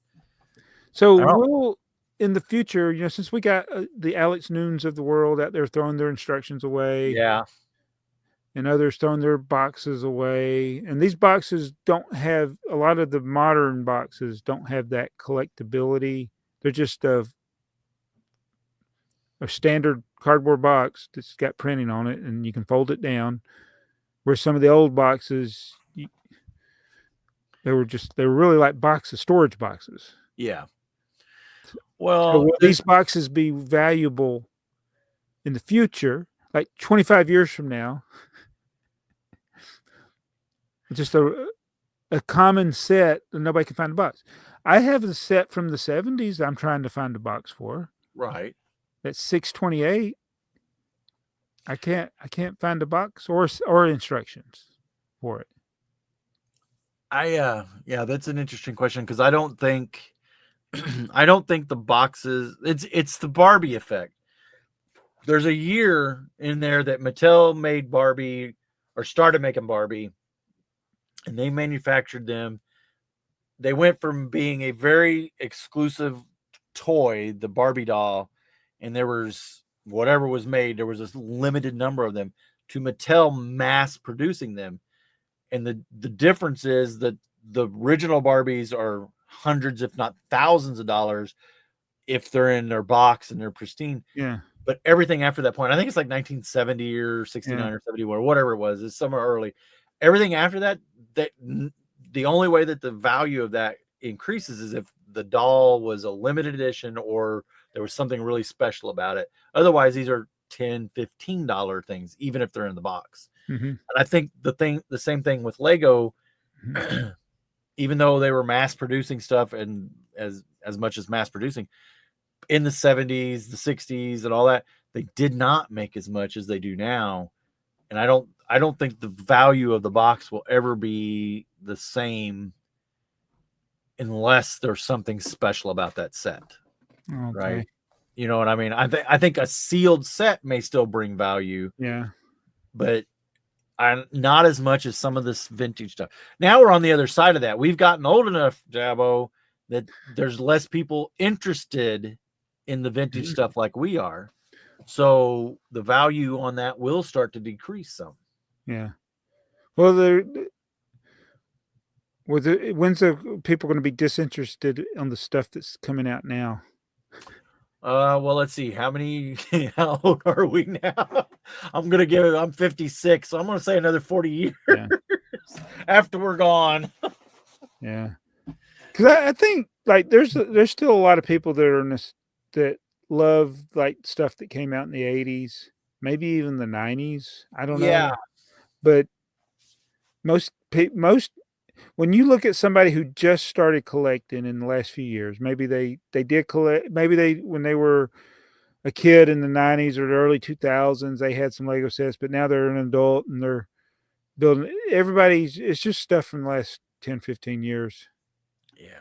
Like I don't think there's as big a group of people that the further you go back, there's probably less people that are interested in that. So like 70s stuff is somebody could come across it and be like, oh wow, that's neat, but then they're not interested anymore. They've never seen it before. Right. Yeah, I think to get set, I think we're right. I think 70s, 80s, right there. Yeah. I think you'll get new vintage collectors who are only trying to collect the vintage because they are Lego collectors. Yeah. Because they've gotten into it new now. It's kind of like, I guess we have a radio station that when I was a kid was the big station. And then over I can remember as I started becoming an adult, it became the oldies station because they played 60s music. Well, when I was a kid, we played 60s music, That's in the 80s, 60s was oldies. Yeah, exactly. Like, what is 80s music now? That's 40 years ago. Right. Is that now? Now the oldies station is the 90s. They play 90s music. Oh my goodness. They just keep chasing my music around. Tynoville, I remember those basic sets. The 300s were for age 3+. The 500s were for age 5+. The 700s were for age 7+. Are you serious? I never knew that. That is absolutely new, and I am going to have to research that, Tyne. You taught me something. That makes sense. It does. It really does. It might explain a lot why there was always so many 700 sets and we'll have to look at that. Mayo Jabo Hosco. I can't be psychic this episode. Jabo got to Jabbo got to spooked by me, so he skipped town on this episode. Also, 1980 is such a good year that I'd have no hope of guessing correctly.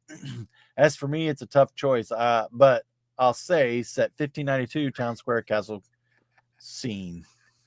Yep. Well, he has no hope. He's never going to get the same one I picked. No. But he did. Ty Novell, plastic question for Bricktrains. I already played the stinger. Yeah. Couldn't you just get those Lego Masters sets lights made at your plastic factory? Lego Masters set. Oh, yeah, the lights. I was talking about the lights. Oh, yeah.